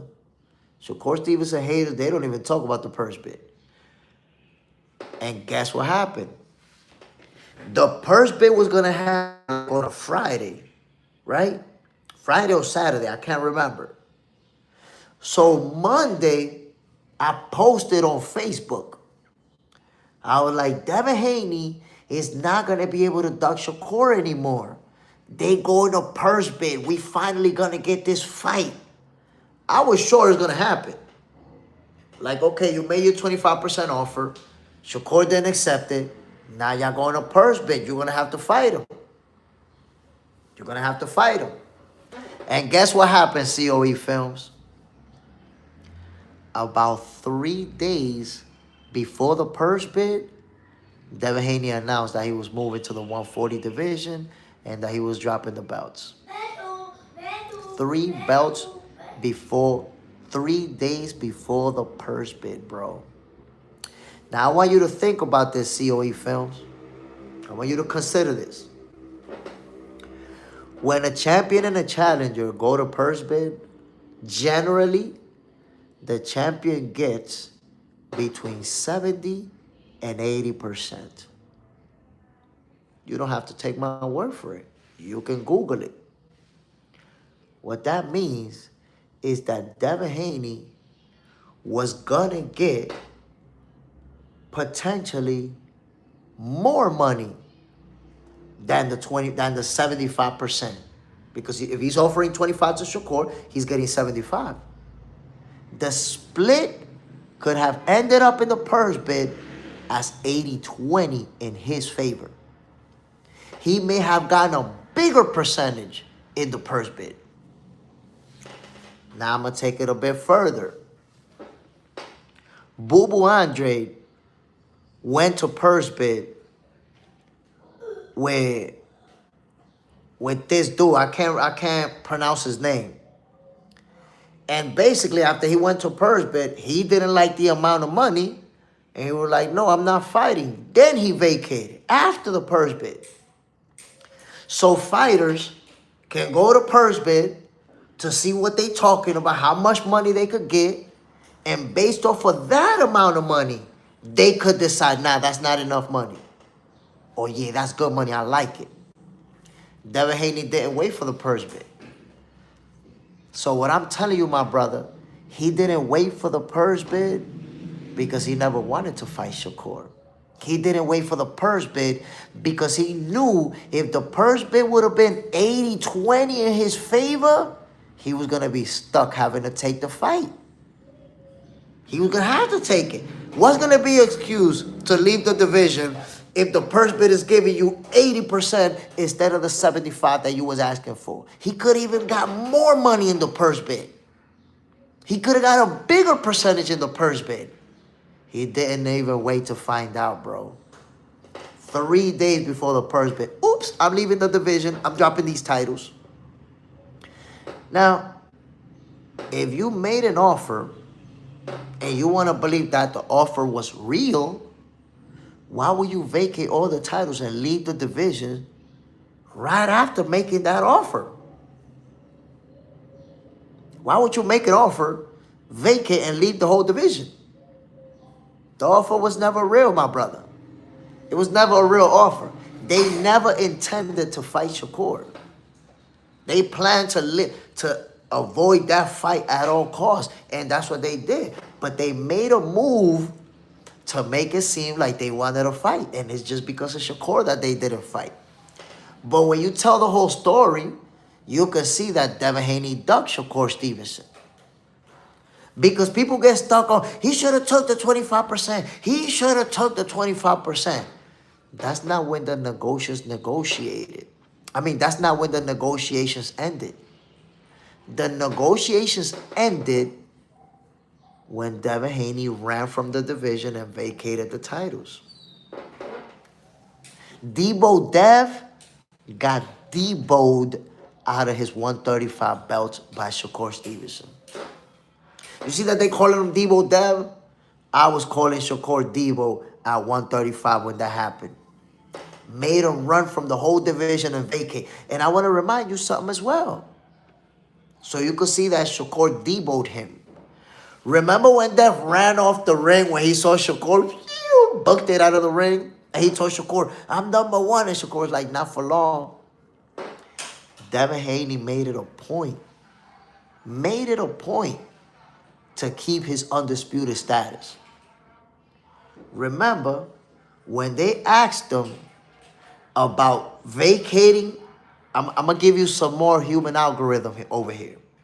Remember when they asked Devin Haney about vacating the titles because of the sanctioning fees? And he refused. He was like, nah, I'm keeping all my belts. Devin Haney kept all them 4 belts until Shakur became his mandatory. When Shakur became his mandatory, vacated, left the division. That's it. That's it right there. He ducked. He ducked Shakur at 135. There's no getting around it. He did it smart. He made an offer. He gave Shakur Stevenson haters an argument to make. No, he made an offer. He made an offer. The negotiations didn't end with the offer. The negotiations ended when Devin ran from the division. That's it. Xayas and Vargas, bam, salute my brother. Shaggy, facts. He would have had to fight him. That's your mandatory. In the history of boxing, my peoples, when have you seen a fighter not face his mandatory because he already made an offer? When have we ever seen that? Cam, speaking facts, salute family, bam. Mind yours, I tell people all the time, why he didn't go to the purse bid route immediately, he went to 140 to fight Regis. And that was not more money, a bigger fight. It wasn't. It wasn't more money or a bigger fight.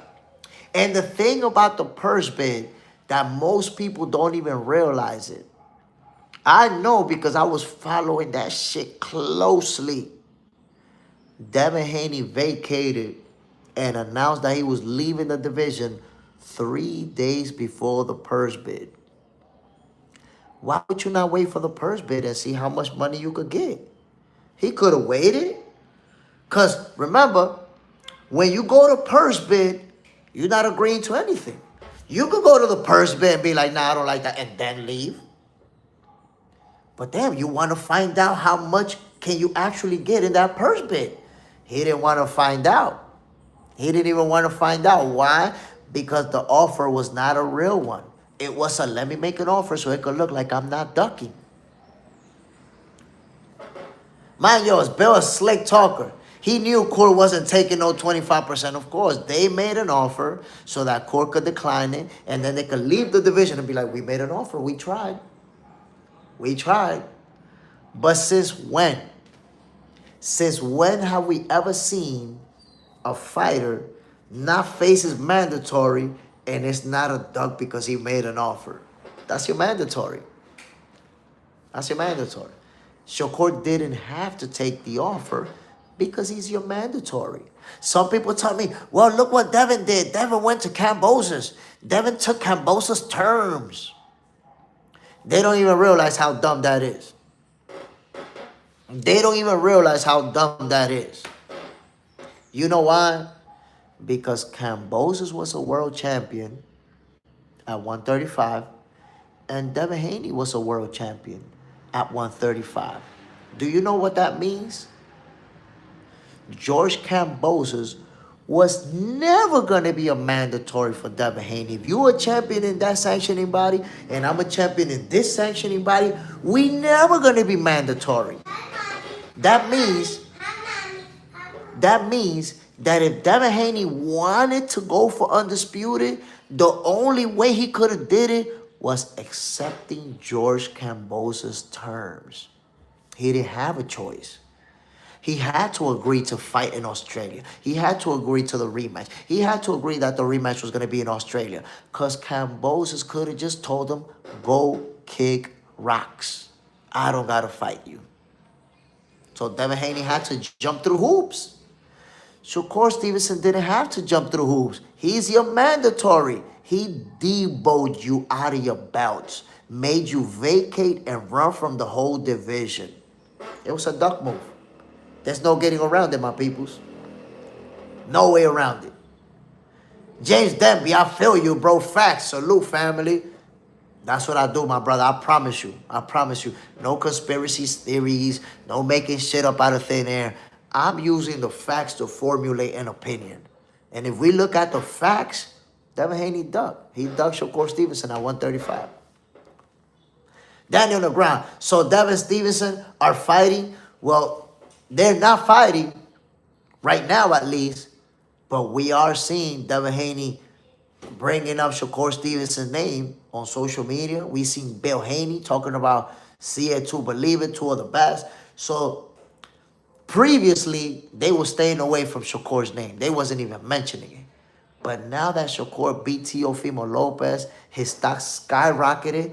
You see them talking about Shakur.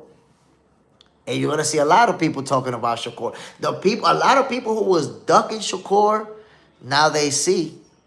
Now they see, oh shit, stock skyrocketed, star power skyrocketed. We want that Shakur bag now. Now the people who didn't want to fight him, those fights are going to be easy to make. People want to get paid. They want to make that money. But I ask you this. First, Devin Haney made that 25% offer, right? And now he's mentioning Shakur's name, but he's also saying, I want to fight Keyshawn first. Bro, why you got to fight Keyshawn first? If you really want to fight Shakur, why don't you just fight Shakur? I don't get that. If you really want to fight Shakur Stevenson, why are you talking about you want to fight Keyshawn first? That shit sound like clout. James Denby. Devin and Shakur should be fighting. Devin can't beat Shakur. He says himself that he feel like he could beat him. Xayas and Vargas. Like the Godfather. He made an offer he couldn't refuse, but never had a chance to sign. And here's the deal. Boxing, my peoples, the one thing that gets done a lot in boxing is negotiations. Thank you, Scars. Bam, salute. People negotiate back and forth. A 25% take it or leave it offer on your mandatory and then vacating and leaving the division, that's diabolical. For you to believe that it was a real offer, diabolical. He didn't even, there was no negotiation, no nothing. 25%. You ain't taking it, we out of here. We don't even want to go to purse bet. We don't even want to find out how much money we could make in the purse bet. We out of here. Huh? God damn. It sounded like you was dying a bucket out of there, if you ask me. See how he films. Man, you just gave your boy a 100-round clip to fire off at these haters. Bro, I'm telling you. I'll give you unlimited ammo to show you that it was a duck move. A very strategic duck, very smart duck, because you made an offer. So you try to make the fight. You gave him an opportunity, right? The Assassin. They both good fights. Dev can't beat Core, but Key's a great fight. Nah, listen. Keyshawn Davis is a special fighter. An undefeated fighter. Been a world champion already. So Keyshawn and Devin, that's a real good fight. That is facts. I just find it funny that I want to fight Shakur, but I want to fight Keyshawn first. Well, you want to fight Keyshawn first. You don't just fight Shakur and that's it if you want to fight him. So I question it. I don't know if it's clout, honestly. My people, let's move on to the next one, man. What's going on with this fight? What is going on with this fight, my peoples? Virgil Ortiz, Jerome Boots Ennis. You guys know what's been happening. So they was trying to make the fight, but what's been out there is that Virgil's team is offering pushback. They don't want the fight. And fans actually try to blame Oscar. Fans try to say, nah, it's because of Oscar. Oscar said he wanted 60-40 in Virgil's favor. And he was like, nah, Oscar's overpricing him because he don't want the fight. Oscar wants the fight badly. And I could prove to you that he wants to fight. I could show you that he wants to fight. And that's exactly what I'm going to do. So, remember after Virgil obliterated this dude in his last fight, like just beat the crap out of him, stopped him nasty, right? Oscar feeling confident about his guy. Boots climbs the ring. I want you to consider this. You guys remember that face-off that they did in the ring? Boots looked like Debo in the ring. And he was up there trying to take Virgil's bicycle. Hoodie on and everything. Didn't even take the hoodie off. In Virgil's face. Telling him, I'm going to beat your ass. I'll stop you. Out there, like on him, like bullying him. And I don't know if you recall, once again, here goes the human algorithm at play. That's why I'm Jay Stradamus, my peoples. Y'all remember Jerome Boots Ennis telling Virgil, yeah, you and your team was talking all that shit. What's up now? Y'all was talking all that shit. What's up? Beat your ass. And you know what Virgil was saying? We wasn't talking. Y'all was talking first. We was only responding. No, you guys was talking first. And Boots was like, forget all that. What's up now? What's up? And even when the guy doing the interview was like, so you guys gonna make this fight? Virgil looking at him and telling him, no, they was talking first. We were just responding. Bro, that night I said Virgil looked scared to death. Virgil looked scared to death of Boots. Dan on the ground. 60-40 is not fair unless he's the bigger star. Oscar certainly thinks so. So they're both stars. If the fight happens in Texas, then Virgil is the biggest star in Texas. Like, that's not even up for debate. If they were to fight in Texas, most of that arena is going to be for Virgil. So they're both big stars. And let me say this. Oscar De La Hoya is an actual negotiator. He's never saying 60-40, take it or leave it, like that fake 25% offer from Devin Haney. He putting a number out there, and then they're going to negotiate. And it probably ends up with a 50-50 split, which is still a lot for Virgil because he's never been a world champion. Boots has. But Oscar De La Hoya is a promoter and a negotiator. That's just the original number that he put out there. Y'all don't remember when Errol Spence was talking about, man, listen, it could be 730 Crawford. Remember that? 60-40, it could be 730 and he got to take it. They ended up fighting 50-50. They ended up going 50-50 split.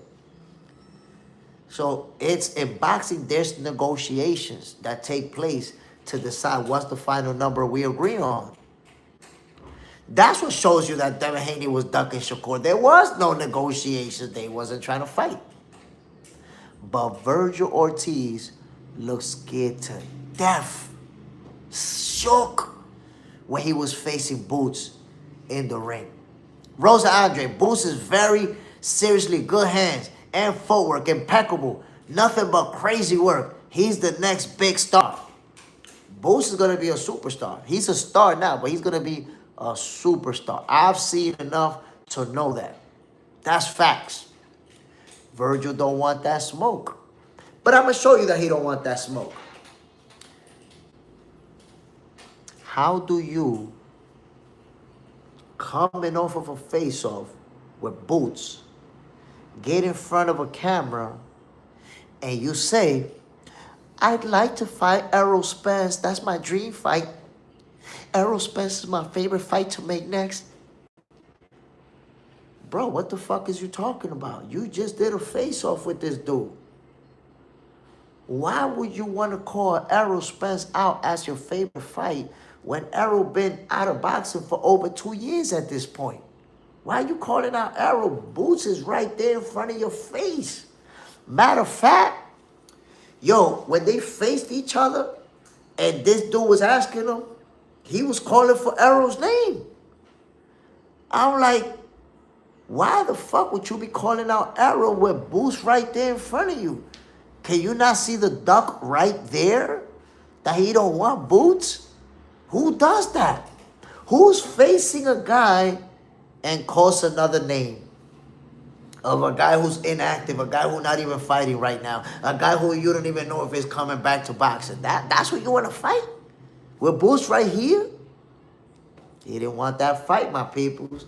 I'm showing you the different things that prove that he don't want that fight. I'm going to show you another one. Now you know he calling out Arrow. Like with Boots right there. Arrow will be my favorite fight. You look clumsy as hell, scared as hell, goofy as hell doing that. But I'm going to give you further evidence, my peoples, that they duck it. Virgil Ortiz been praising another strategic duck COE film, but I'm going to show you. Something else that fans just don't see happening. Virgil Ortiz been praising Oscar De La Hoya for years. Virgil Ortiz been saying that Oscar De La Hoya treat him and his family great, that he don't got nothing negative to say about Oscar De La Hoya, that he made him the star that he is today. Been praising Oscar De La Hoya and the way De La Hoya treat him for years. Now, De La Hoya is trying to make this fight and Virgil suing to get out of his Golden Boy contract. Wait a minute. You've been loving Oscar De La Hoya. You've been giving him credit for making you a big star. Now when De La Hoya is saying, let's make the fight with Boots, you want to leave Golden Boy? Come on, man. What's going on? What's going on, my peoples? Why do you want to leave Golden Boy now? You damn near had De La Hoya Kizak in your mouth all this time in all these interviews. Look it up. Every time Virgil talk about Oscar De La Hoya, praising him. Kizak in the mouth. Now when Oscar De La Hoya is saying, let's make this fight, suing to get out of Golden Boy? What does that tell you? But I'm going to tell you something interesting. What do you think happens if he lose that lawsuit? Frank Rice, you know I ain't lying, bro. Kizak in his mouth. You know I'm not lying. Every time he talk about Oscar really took care of me. I don't got nothing negative to say about him. He made me a star. Oscar De La Hoya is such a great guy, the best promoter. And now all of a sudden you suing. How do you go from Kizak in your mouth to suing Golden Boy to get out your contract? Right when it's time to fight Boots. The timing is a funny coincidence if you ask me. That timing, it doesn't add up. Like, Kizak in your mouth, suing Golden Boy equals duck. Put the puzzle together. You don't have to take my word for it. You're ducking. Oscar De La Hoya himself came out and said the following. I want to make the Virgil fight. I'm trying to make the Virgil fight with Boots. He hired a new lawyer, the same lawyer that got Canelo out his Golden Boy contract. He hired that dude, and now he's trying to go to Canelo Promotions because they don't want to fight Boots. Oscar De La Hoya said himself. But guess what? What happens to Virgil Ortiz if he loses that suit and he can't get out the contract? You guys know what happens when a fighter sue their promoter? I'll tell you. Oscar De La Hoya is going to let him know, oh, you suing me. Oh, you want to get out of here. Well, guess what? You're either going to fight Boots or you're going to stay inactive. You're going to go on the shelf, buddy. I done made you a star. I done gave you all these career paydays back to back. You keep making more and more money. Your star power growing on the Golden Boy. And when we trying to get the Boots fight, you want to sue me? You want to leave? Okay, cool story. This is what we got for you. We got the Boost fight, or we don't got no fight. You're going to sit on the shelf and be inactive. That's going to be his options. So for the people that think that Oscar De La Hoya don't want the fight, look what's going on. Look what's going on. Virgil does not want that fight. Virgil team does not want that fight. And they suing Golden Boy to get out of that fight. See how he films. He don't want his brand to look like he's ducking. They go through fire and brimstone to not fight. Everything about it. Extra saucy false. Oscar doesn't want him to fight Boost. Oscar want him to fight Boost badly. Badly, bro. He want him to fight Boost bad. And now you suing Golden Boy to get out your contract? Man, you crazy. You crazy. Oscar's like, oh, you suing me? Yeah, we definitely making this fight. Why you don't see, I want you to think about this. Why you don't see nobody, you don't see Virgil talking about fighting anybody else, or Boost talking about fighting anybody else? That fight might still be in play no matter how bad Virgil want to get out of it. Rosa Andre, don't ask me that. Ask my husband, J-Rock. Ooh. Side, I hope it happens. No more ducking. Look, man, we want to see Virgil Ortiz versus Jerron Boost Ennis. But Virgil Ortiz don't want that smoke. His team don't want that smoke. And everything that we saw showed us that they don't want that smoke. Like, extra saucy. Did you not see Virgil in the ring in that face-off, looking like a deer in the headlights, scared to death, talking about, my favorite fight to make would be Errol Spence. I'd love to fight Errol. Like, bro, you got Boost right there in front of you telling you that he'll beat your ass. And you talking about you want to fight Errol? I right there tell you everything you need to know, fam. JJ's in the house. Jay Smith, Seahawks did me good last night. Man, listen. You keep getting them with the underdogs, bro.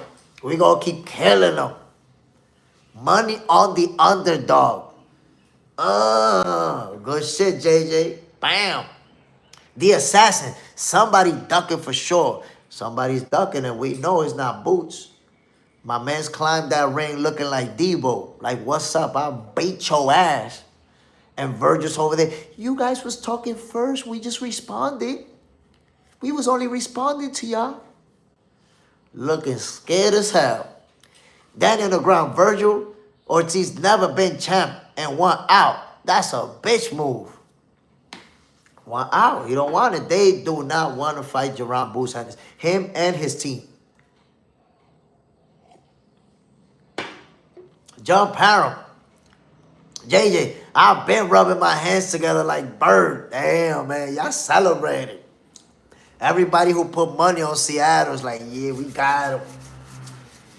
I think y'all was probably calling y'all bookie before. Did you guys wake up y'all bookie? Like, man, get your ass up. I could picture JJ calling his bookie, waking him up. You better get your ass out of bed. You know what happened yesterday.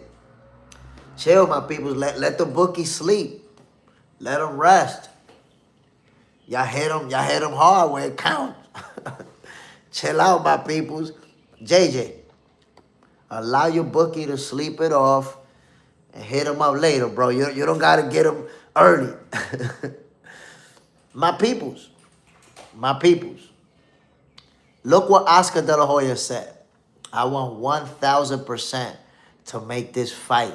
Virgil just got to get focused on Saturday. And up until now, everything we've seen from Oscar De La Hoya is that he's trying to make the fight. He want to make the fight. But Virgil and his team, they not on it. Look, Oscar even said they suing to get out of the contract because they don't want to make this fight, and I'm trying to make it. Why you think Virgil trying to get out of his Golden Boy contract? Been praising Oscar De La Hoya like I told y'all, man. Virgil Ortiz been had every interview you look at. Oscar De La Hoya kizak his mizouth. Every interview, Oscar been great to us. I don't got nothing negative to say about Oscar. Now when Oscar trying to make the fight, you're suing to get out of your Golden Boy contract. That should tell you everything you need to know. And if he lose that lawsuit, he's going to be cooked. If he lose that lawsuit, De La Hoya is going to put him in a situation where he's going to be like, you either going to fight Boots or you're going to be inactive. You're going to experience some serious inactivity. We might not see Virgil the whole 2026. Because suing Oscar De La Hoya, that's a goofball move. John Parham took the under on points. Seahold for a win. A field goal kicker +3. Ooh, nice little 1900 lick on him. Went in. JJ's in their house. I even bet on snail races.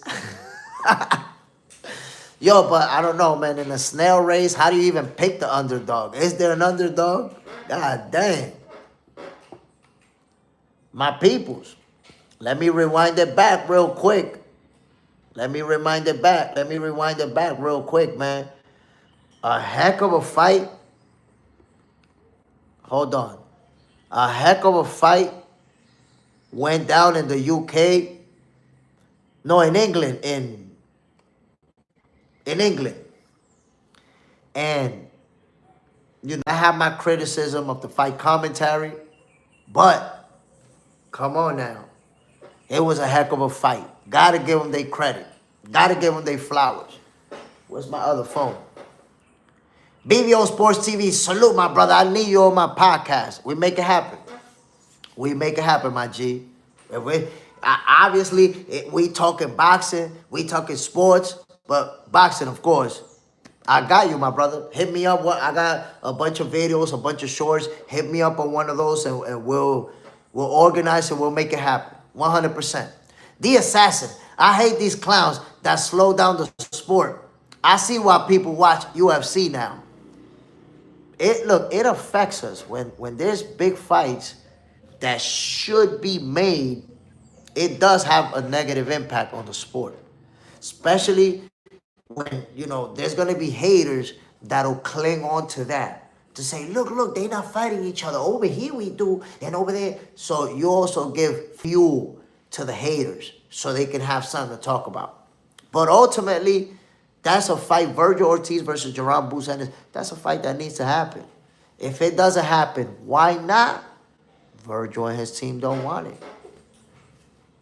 Now, those of you who watch Brandon Figueroa and Nick Ball on Saturday, what a great fight. What a showdown. They traded some nasty leather. They was landing some shots.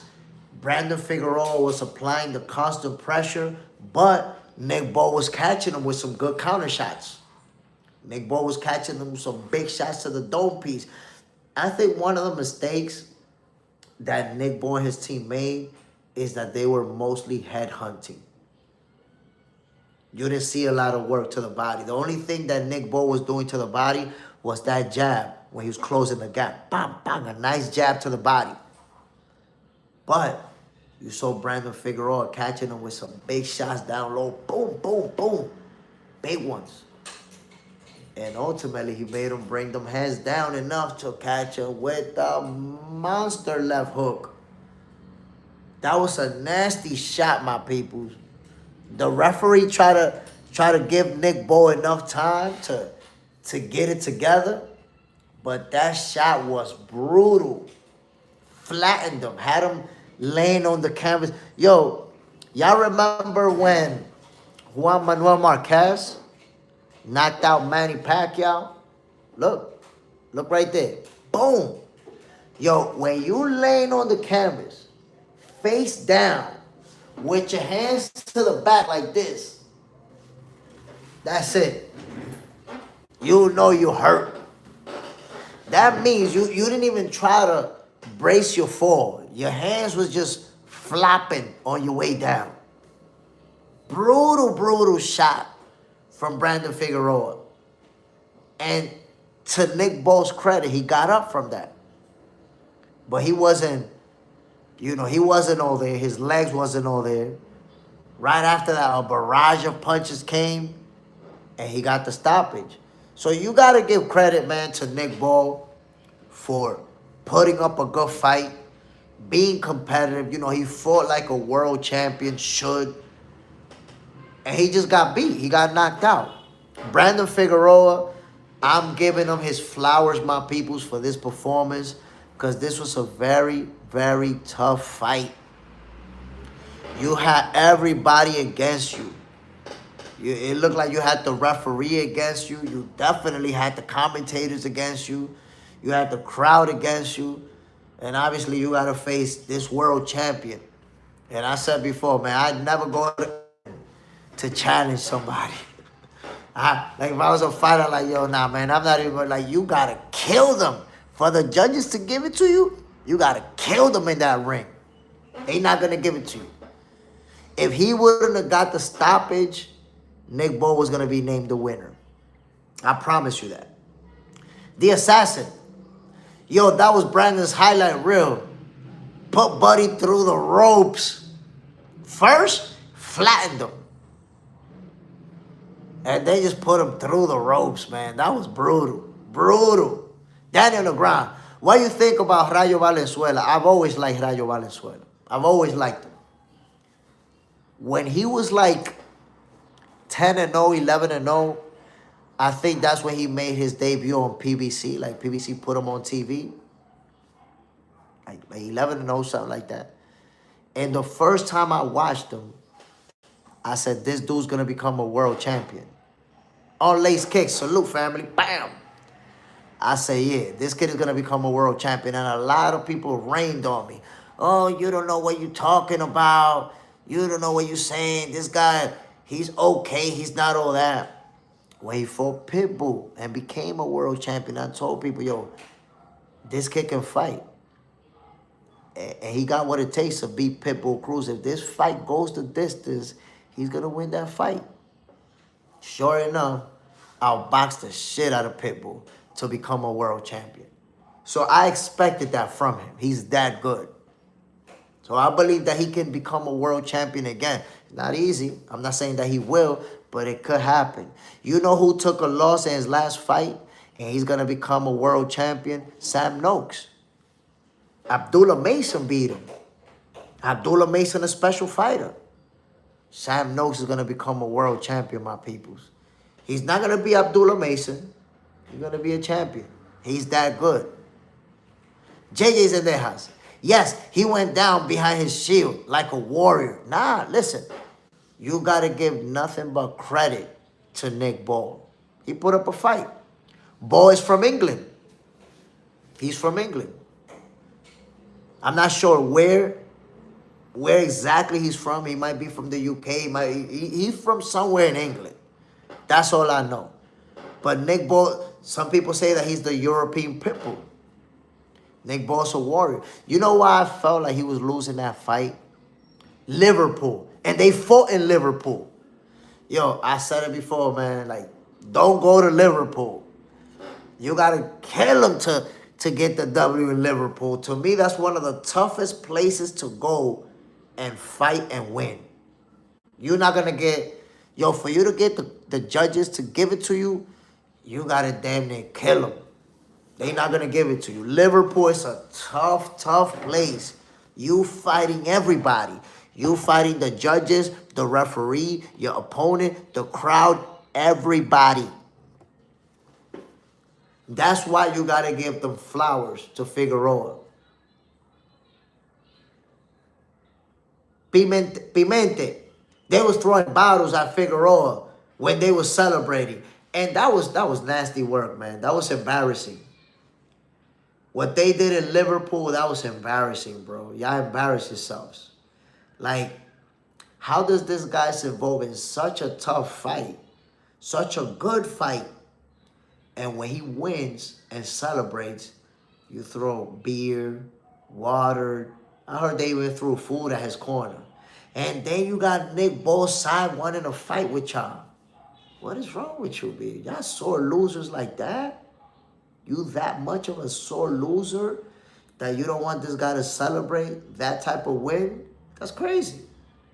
That is crazy. They embarrassed themselves over there with the way they behaved. But what happened? You couldn't rob Brandon Figueroa. Couldn't rob him. They was going to.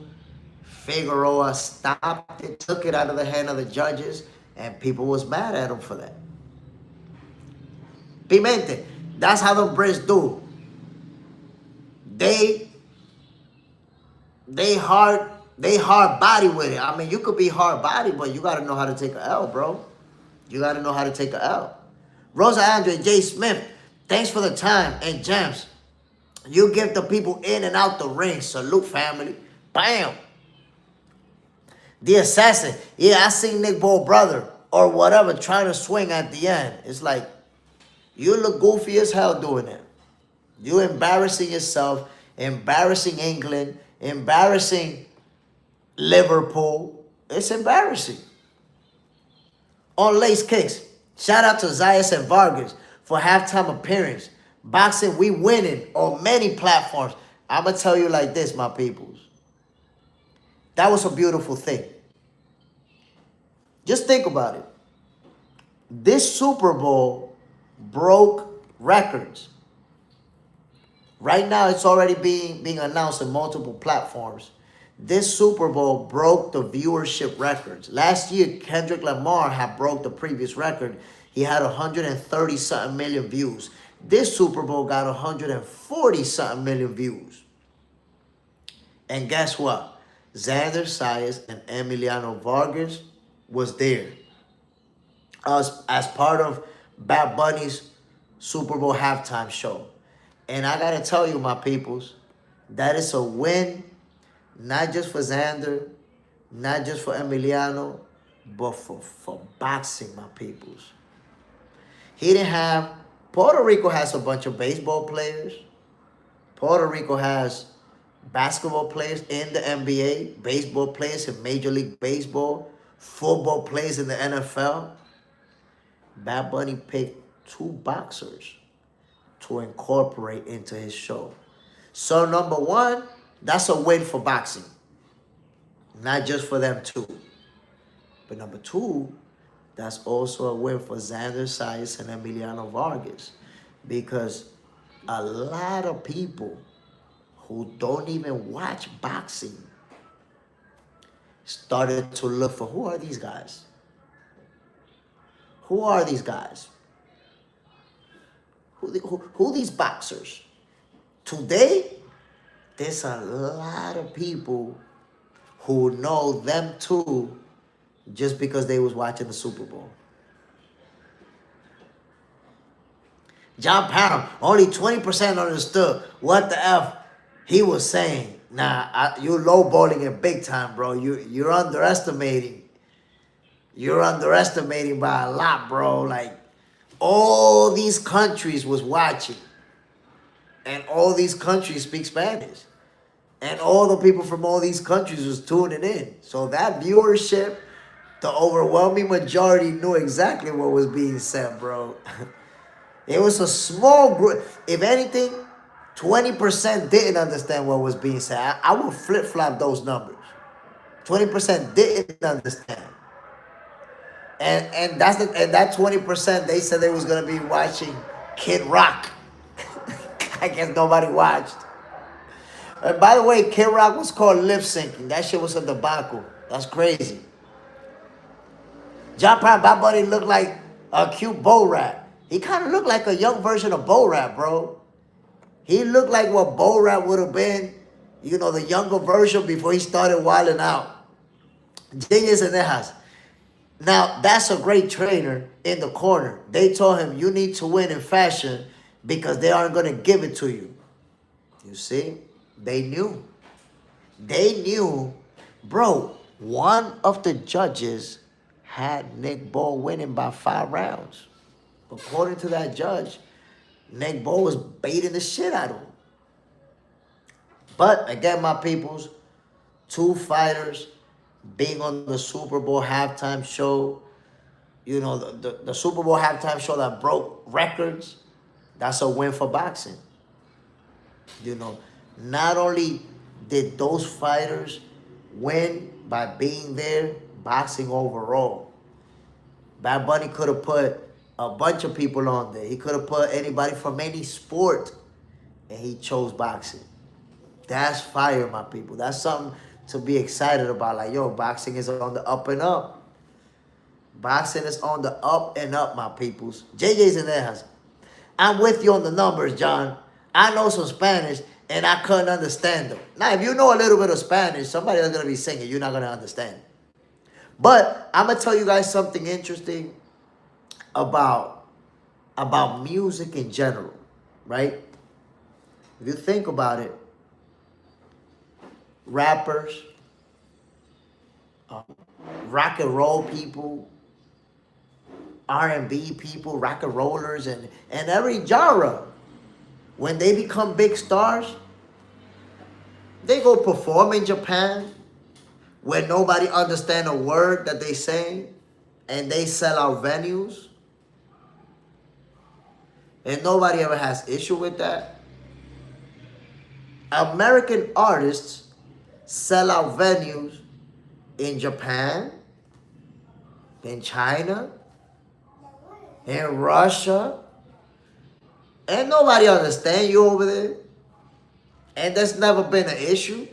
I've never heard nobody say, yo, why these guys selling out in Japan? They don't understand you in Japan. No. You know why? Because music, you don't need to understand it to know if it's fire or not. Listen, the biggest artists in Dominican Republic history, or two of them, are Julio Iglesias and Anthony Santos. They the biggest out of this country. These people, all their songs are 100% in Spanish. They sell out when they go to Japan. They sell out when they go to these countries where they don't speak no Spanish. Sell out every time. So it's never been an issue. I think it's more of an issue now because politics played a role. But it's never been an issue in the past. And in the U.S., it definitely should never be an issue, because of the overwhelming amount of people that do speak Spanish. And not just that do speak Spanish, most of the people that don't speak Spanish have listened to music that is not Spanish. So I think this was more a political thing where we don't like this guy because of what he's representing. I said, we got a problem. We didn't understand it. But you've been listening. Watch this, John Parham. Where was everybody who had a problem with Bad Bunny when they was all dancing up a Gangnam Style? Oh, how many words in up a Gangnam Style did you understand? Not a single one. But you was doing the little dance, up a Gangnam Style. You was doing the little dance, and you was playing the video. You was watching the video. You was loving it. But now you need to understand that now there's a problem. So I think it's more a political thing than the music actually being a problem. That's my perception. John Parham, I've been seeing videos of Super Bowl parties in the black community, and they all was dumbfounded. Rosa Andre, John, stop hating on the Latin community. You sound like a sucker. Spanish is one of the most spoken language. So stop. It sounds crazy.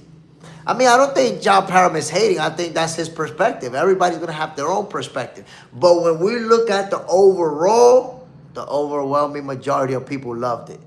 Look, you see how you're talking, John Parham, about the black community? Look at, first of all, it's Jay-Z. Jay-Z's the guy producing the shit. But look at what Meek Mill said.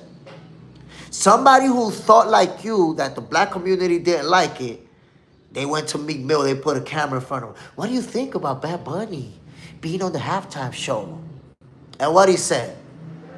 Yo, I think it's a great idea. Bad Bunny, one of the biggest artists in the world. I think he's going to kill it.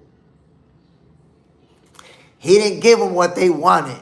They wanted him to say, I don't understand Spanish. I don't get it. And then after, he like, yo, that nigga killed it, bro. That show was crazy.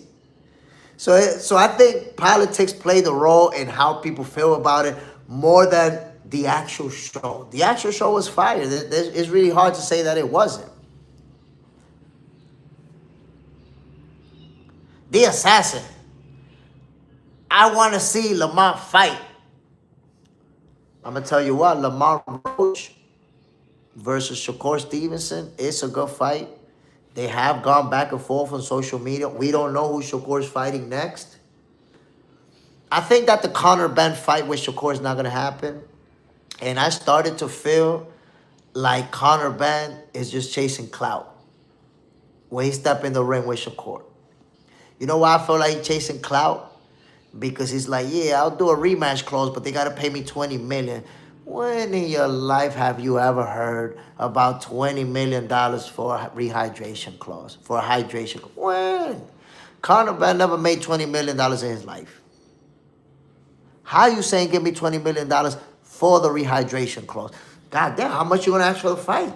$20 million for the rehydration clause and $20 million for the fight? You want 40? How much money you want?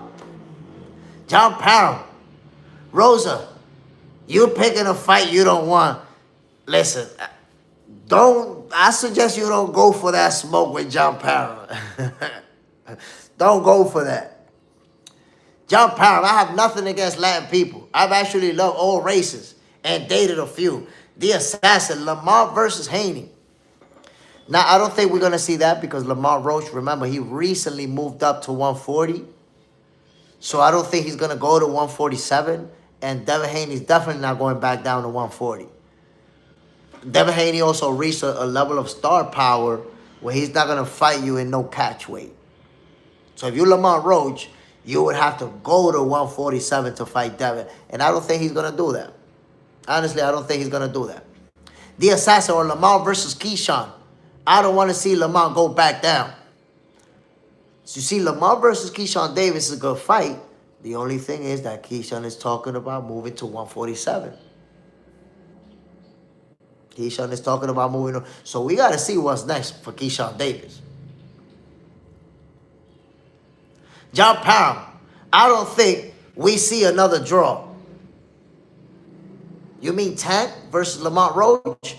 Because I love that fight. I love that rematch. And I actually had Lamont Roach winning the rematch. When they were supposed to have it, I had Lamont Roach winning the rematch. Then Jake Paul stepped in and messed everything up. And by the way, if Jake Paul would not have stepped in and messed everything up, we would have got that rematch. Because remember, the rematch was announced and everything. And the rematch would have happened before Tank Davis even got in legal trouble. Actually, because they had a rematch date, then they pushed it a month, and then it just didn't happen. But that rematch could have happened. And Jake Paul messed everything up when he jumped. And I was not happy about that because if you guys remember, there was a date set for Lamont Roach versus Tank Davis. They had a date and everything. And then out of nowhere, that's it. A whole different fight got announced with Jake Paul in exhibition. So it's like Jake Paul took that payday from Lamont Roach. Lamont Roach was supposed to get that payday, was supposed to get that opportunity to be on the big stage again. He earned it with that first fight. And it just got taken away from him. That sucked to see that. Daniel McGraw, I agree. Conor Ben, he a real goofball. That was corny as hell. For him to say that he won $20 million for a rehydration clause, you might as well say, I don't want this fight to get made. You know you ain't getting no goddamn $20 million. Boots. PHGJ Dev is not going to fight Core, I promise. You neither, Keyshawn. He capping. Now, I don't know if he'll fight Keyshawn Davis, but what I don't like, I'm going to tell you what it is that I don't like. Y'all remember that originally Keyshawn Davis and Shakur Stevenson didn't fight because of that 25% offer, which I always felt like it was a fake offer, right? Now you're saying you want Shakur, but you want Keyshawn first. Why would you not just fight Shakur? Why would you not just say, yo, I want to fight Shakur? I don't get that. I don't get that. Angelo Johnson, nobody beating Tank when focused. Oh, man, you put the key word. You put your own magic word, when focused. I'm going to tell you what's my problem with that, Angelo. Tell you what's my problem. You saying that nobody beating Tank, But Tank don't want to fight nobody. Tank don't want to fight Devin. Tank don't want to fight Shakur. Tank don't want to fight Teofimo. So when you say nobody beating him, well, none of the guys he fighting is beating him. None of the guys that he's the overwhelming favorite to whoop their ass, none of them is beating him. But these guys that he's been avoiding his whole career, I don't know, bro. I don't know. And I'm going to tell you, I got Shakur whooping his ass. I'm going to just keep it real with you, family. I got Shakur whooping his ass. That's why Tank Davis don't like to mention Shakur's name. He even get mad when they ask him about Shakur. Shakur whooping his ass. Devin might whoop his ass too. Tank don't want none of that smoke with him, bro. He not showing us. He not showing us what we need to see. Daisy Sanchez. I don't listen to Benito's music, but I appreciate he gave exposure to our beloved sport. I mean, yo, he had Xander Xayas and Emiliano Vargas in there, and I appreciate that too. I think that was a win for boxing because, you know, Bad Bunny being such a popular, you know, such a superstar, one of the biggest music stars in the world right now is Bad Bunny. So for him to choose to bring two boxers on the show, that says a lot about the state of boxing. Bad Bunny could have brought in, listen, the point of that is he brought two Hispanic boxers, right? He brought in a Mexican and a Puerto Rican. He could have easily brought two basketball players. He could have brought two football players. He could have brought two baseball players. He chose two boxers. That's fine. 140 million people, 140 something million people, and they got to watch that scene. And I promise you, there's a lot of people who said, who the hell is this? Who is this? A lot of people found out about those two fighters because of that Super Bowl performance. Ronaldo. Me too big, bro. He don't want it. The assassin. You think Fabio Worley? Come on, bro. Fabio Worley can fight. Look, a lot of people underestimate Fabio Worley. Caballero is also a good fighter. But if you watch Fabio Worley's last fight, you should already start to have that understanding. Worley has real good footwork, a super snappy jab. Obviously, he got the power, but his boxing IQ, his ring IQ is on point. He give you angles, good punches, good body snatching type of punches. So, I don't know. Fabio Worley, man, people are underestimating him. There's always been this storyline around him that all he got is power. Nah, man, Fabio Worley can fight, bro. Caballero can fight too. I'm picking Worley to win that fight. I'm picking Fabio Worley to win that fight. And by the way, there's a lot of fighters who I could tell they don't want that smoke with Worley. Boots, 40 cal. The only people Corey would want a rehydration clause is on Conor Ben and Dev, because he's ballooned up to 210 pounds. Nah. If he fight Devin Haney, it'll be at 147. There will be no rehydration clause. There will be no rehydration clause if Shakur and Devin fight. They'll fight straight up at 147. There'll be a rehydration clause on Conor Ben, because Conor Ben used the rehydration clause on Chris Eubank Jr. Why you use a rehydration clause on Chris Eubank Jr.? You didn't pay him $20 million. You didn't pay him $20 million for that rehydration clause. So why not you want Shakur to pay you $20 million? Like, that shit doesn't even exist, bro. That's real goofball shit. You never heard of no $20 million rehydration clause. And let me just tell you something. Conor Ben is a fighter that I like everything about him. I like the way he operates. I like the way that he moves, like he always got a chip on his shoulder. I like the fact that Conor Ben is that aggressive type of fighter. I like what he brings to the table. As a fighter, his attitude, his cockiness, I like all of that shit because that's part of what sells fights. The whole package that is Conor Ben, I like what he do. Everything about him, the way he move outside and inside the ring. I love to see him headbutting rollies and pulling them in. What's up? And trying to apply pressure to. I love all that shit. I'm with it. But you lost me when you say you need $20 million for the rehydration clause with Shakur. You lost me right there. You capping. Now you sounding like you full of shit. The Assassin, I like both fighters. Fabio and Caballero, I think they both eat Wilder for breakfast. Yeah, I think so too. But Wilder's already 40 years old, man. To me, Wilder should have been retired. Perception. Deontay Wilder should have been retired from boxing. You know, those 3 fights with Tyson Fury took a toll on his body. You saw the way that Big Ben Zhang knocked him out. You know, he's taking a lot of punishment. I felt like Wilder should be out. The Assassin, I don't like Conor. He's so corny. And I understand, I respect that. Me, I'm on the other side of it. You know, I like, except for him asking about $20 million for a rehydration clause, I like him. The attitude, the cockiness, the shit talking, I like all that shit about him. I think that, and even the way he fights, his aggressiveness in the ring. I'm telling you, I like everything about Conor Ben, but I felt he corny as hell for that $20 million request. That shit crazy. You don't want to fight.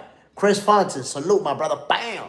Wes Dustin, I still like Andy Cruz versus Roach. I like that fight. And I've been telling people, Andy Cruz lost in a fight that could have went his way, could have went either way. Real good fight with Moritalia. I promise you guys, Andy Cruz will become a world champion. I don't know when, I don't know where, how. He'll become a world champion. And he's going to accomplish a lot. He's going to become a champion. He's going to unify. He's going to win title in multiple divisions. He's going to do a lot. John Parham. Hell, I just seen a video of Key rocking out on Bad Bunny. So, hey. Now, yo, a lot of people, Bad Bunny has fans across the world. And this Super Bowl just made him a lot more fans. Boots, we're going to expose these so-called elite fighters. Listen, a lot of people, now that Shakur's stock is up, a lot of people's going to be willing to get in the ring with him. Like, okay, you're going to whoop my ass, but I'm going to get a bag with Shakur. Getting a bag. Now, they want payday. John Parham.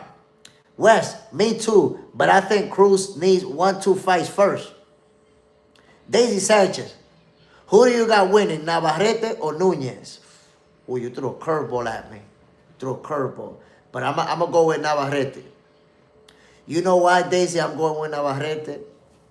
Because he has this one factor about him that makes him a tough opponent to beat. The awkwardness. Navarrete is the only guy that you'll see off balance, feet all over the place, still punching the shit out of you. Like, bro, how you punching like that? Your feet is not even set, bro. Your feet is all over the place. And you still dropping the hammer on them. Because, look, normally, if you're a fighter, right? If you're a fighter, you got your stance, right?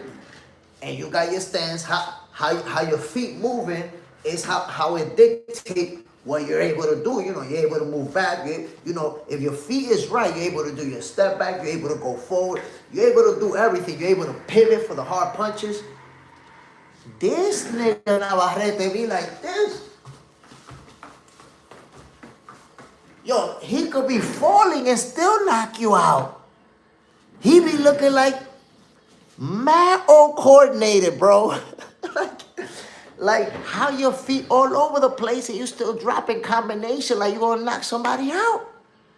So the awkwardness in Navarrete, feet be goofy as hell sometimes, and he's still dangerous. So that's why I gotta rock with him, man. This dude he different. He different, bro. Daisy, don't do him like that. You know I ain't lying. I seen Navarrete knock people out with a left hook where his feet was tangled up. Boom! Not what the fuck? Bro, your feet wasn't even set. What are we doing? Navarrete a problem. You're a problem, bro. So I'm gonna have to pick him to win that fight. They both really good fighters. Both really good fighters. But Navarrete, bro, he just too awkward, man. Awkward fighters like that. And then he not just awkward, he heavy-handed. Super heavy-handed. So I'm gonna have to rock with Navarrete to get that W. Side, he did Dugbo dirty. Yo, I'm telling you, bro. Navarrete one of the only fighters that I see doing that. Right now, I don't even know another active fighter who could fight like Navarrete, like that awkward, like just be all over the place. And then when he hurt, he's still dangerous too. You heard him? He trying to lay the wood. I see Navarrete be hurt and knock his opponent out right after being hurt. Like you stumbling and throwing haymakers. So I'm rocking with Navarrete. And Daisy, I'm not trying to do him like that, but he be doing it like that. That's how he be doing it. I've seen Navarrete landing punches where most fighters ain't even throwing punches when they off balance like that. My peoples, hopefully we get this fight, man. Hopefully we get Virgil versus Boots. Are we going to get it? I don't know. But remember that I told you this. If Virgil Ortiz is not able to successfully get out of Golden Boy, Oscar's going to put him in that position where he's either going to have to fight Boots or be inactive. We may not see Virgil the whole 2026. When you sue your promoter to get out your contract, you better win that lawsuit, buddy. You better win that lawsuit. Because if you don't win it, your ass is cooked. Now Oscar's really going to press the gas on this fight that y'all don't want.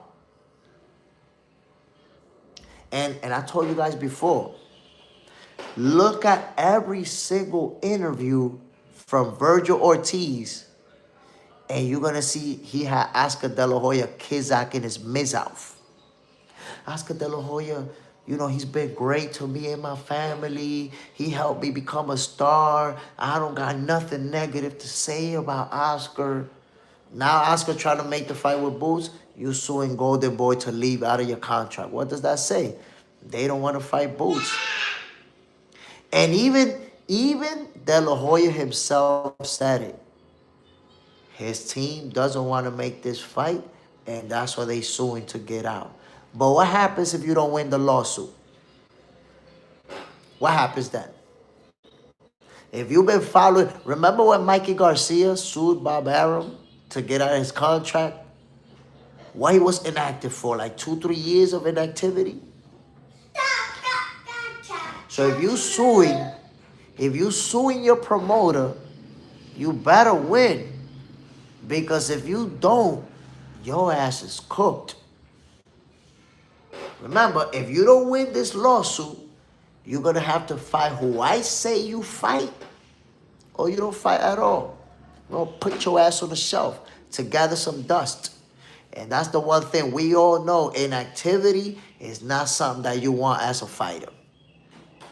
Inactivity make your stocks go down. And when you're young, you haven't won your first title, you're trying to break in, the last thing you want is inactivity. Oscar De La Hoya will put their ass in a position where you're either going to fight Boots or you're not going to fight at all. No money, no payday, no nothing. Sit down right there and watch everybody else get this money but you. The Assassin. Yo, Jay Smith, do you think Zuffa Boxing will decrease the ducking stuff in the future when it grows? I believe so. Because what you're going to see and what I'm already seeing on Zuffa Boxing is that they're matching up good competitive fights consistently. Yo, the first card of Zuffa Boxing I watched two undefeated fighters lose their own. The second card, I think a couple of more lost their own. What you're going to see on Zuffa, the guy that's 10-0, and they bringing up, he's not fighting a guy who's 10-7, who's 20 wins and 17 losses. Nah, on Zuffa Boxing, the guy, the young gun who's 10-0, is fighting another young gun who's 10-1, 12-1. They matching them up very evenly. And you know what that's going to mean for boxing when you do that? When a guy gets to 25-0, 30-0, it means that's a real undefeated record. Not a generated one through a lot of cherry picking and a lot of easy fights. No. It's an actual undefeated record. On Zuffa Boxing, you're going to see that it will be tough for guys to stay undefeated. You're going to see guys taking L's. Even guys, because this is the thing that Dana White wants to bring back. He wants to bring back the days of people no longer thinking that you have to be undefeated. Forget about that.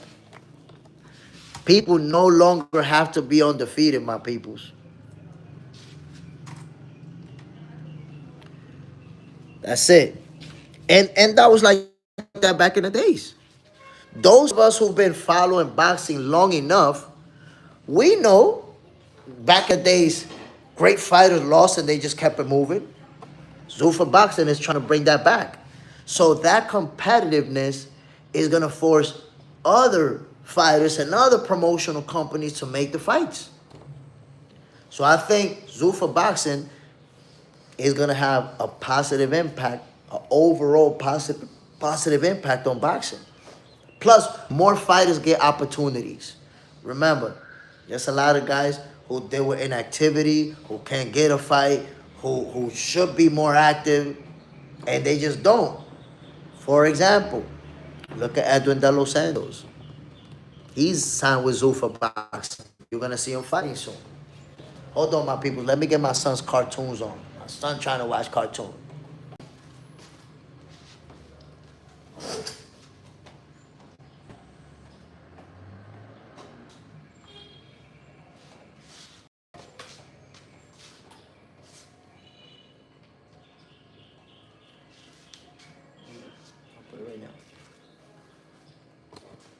So, and I tell you, I watched some exciting fights on Zuffa Boxing. And I already see they brought in Rayo Valenzuela. They brought in Jayo Pataya. They brought in, a lot of fighters. You're going to see them going over to Zuffa Boxing. They have a lot of prospects. So, for now, yes, we are going to see cards where we don't know the fighters, where we don't know the names. But little by little, that's going to change. You're going to start seeing names that you do recognize on Zuffa Boxing. So I think that Dana White and His Excellency Turki Al-Sheikh, the whole Zuffa team, they doing a good job. They doing a good job, and it's going to be interesting to see how this is going to develop for boxing overall. The Assassin. Can't wait, man. I'm excited already with the addition of De Los Santos.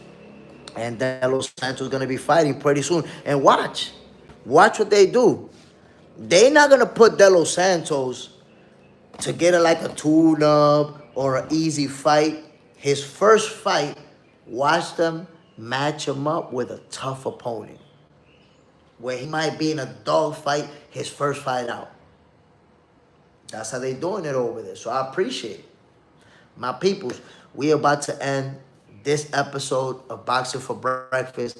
I hope you guys enjoyed it. We no longer shadow ban, my people. We loving it. Salute to everybody who tuned in this morning. The Assassin was in the building. John Parham, JJ Sendejas, Daisy Sanchez. Sai was in the building. Salute, family. Boots 40 Cal in the building. Wes Dussett, Chris Fontaine, and everybody else who tuned in, my peoples. I appreciate you guys. Y'all already know what it is. Another episode of Boxing for Breakfast will go down tomorrow, 6:30 a.m. Eastern Time. Don't forget to subscribe to Box Center 2.0, my peoples. Exclusive content is dropping on there. A bunch of videos that you will not see anywhere else. Box Center 2.0, my people, is lit over there. One love, y'all. Y'all already know what it is. Jay Smith, I'm signing off. Bam. We out of here, my peoples. Got to go get this money now. Let's go to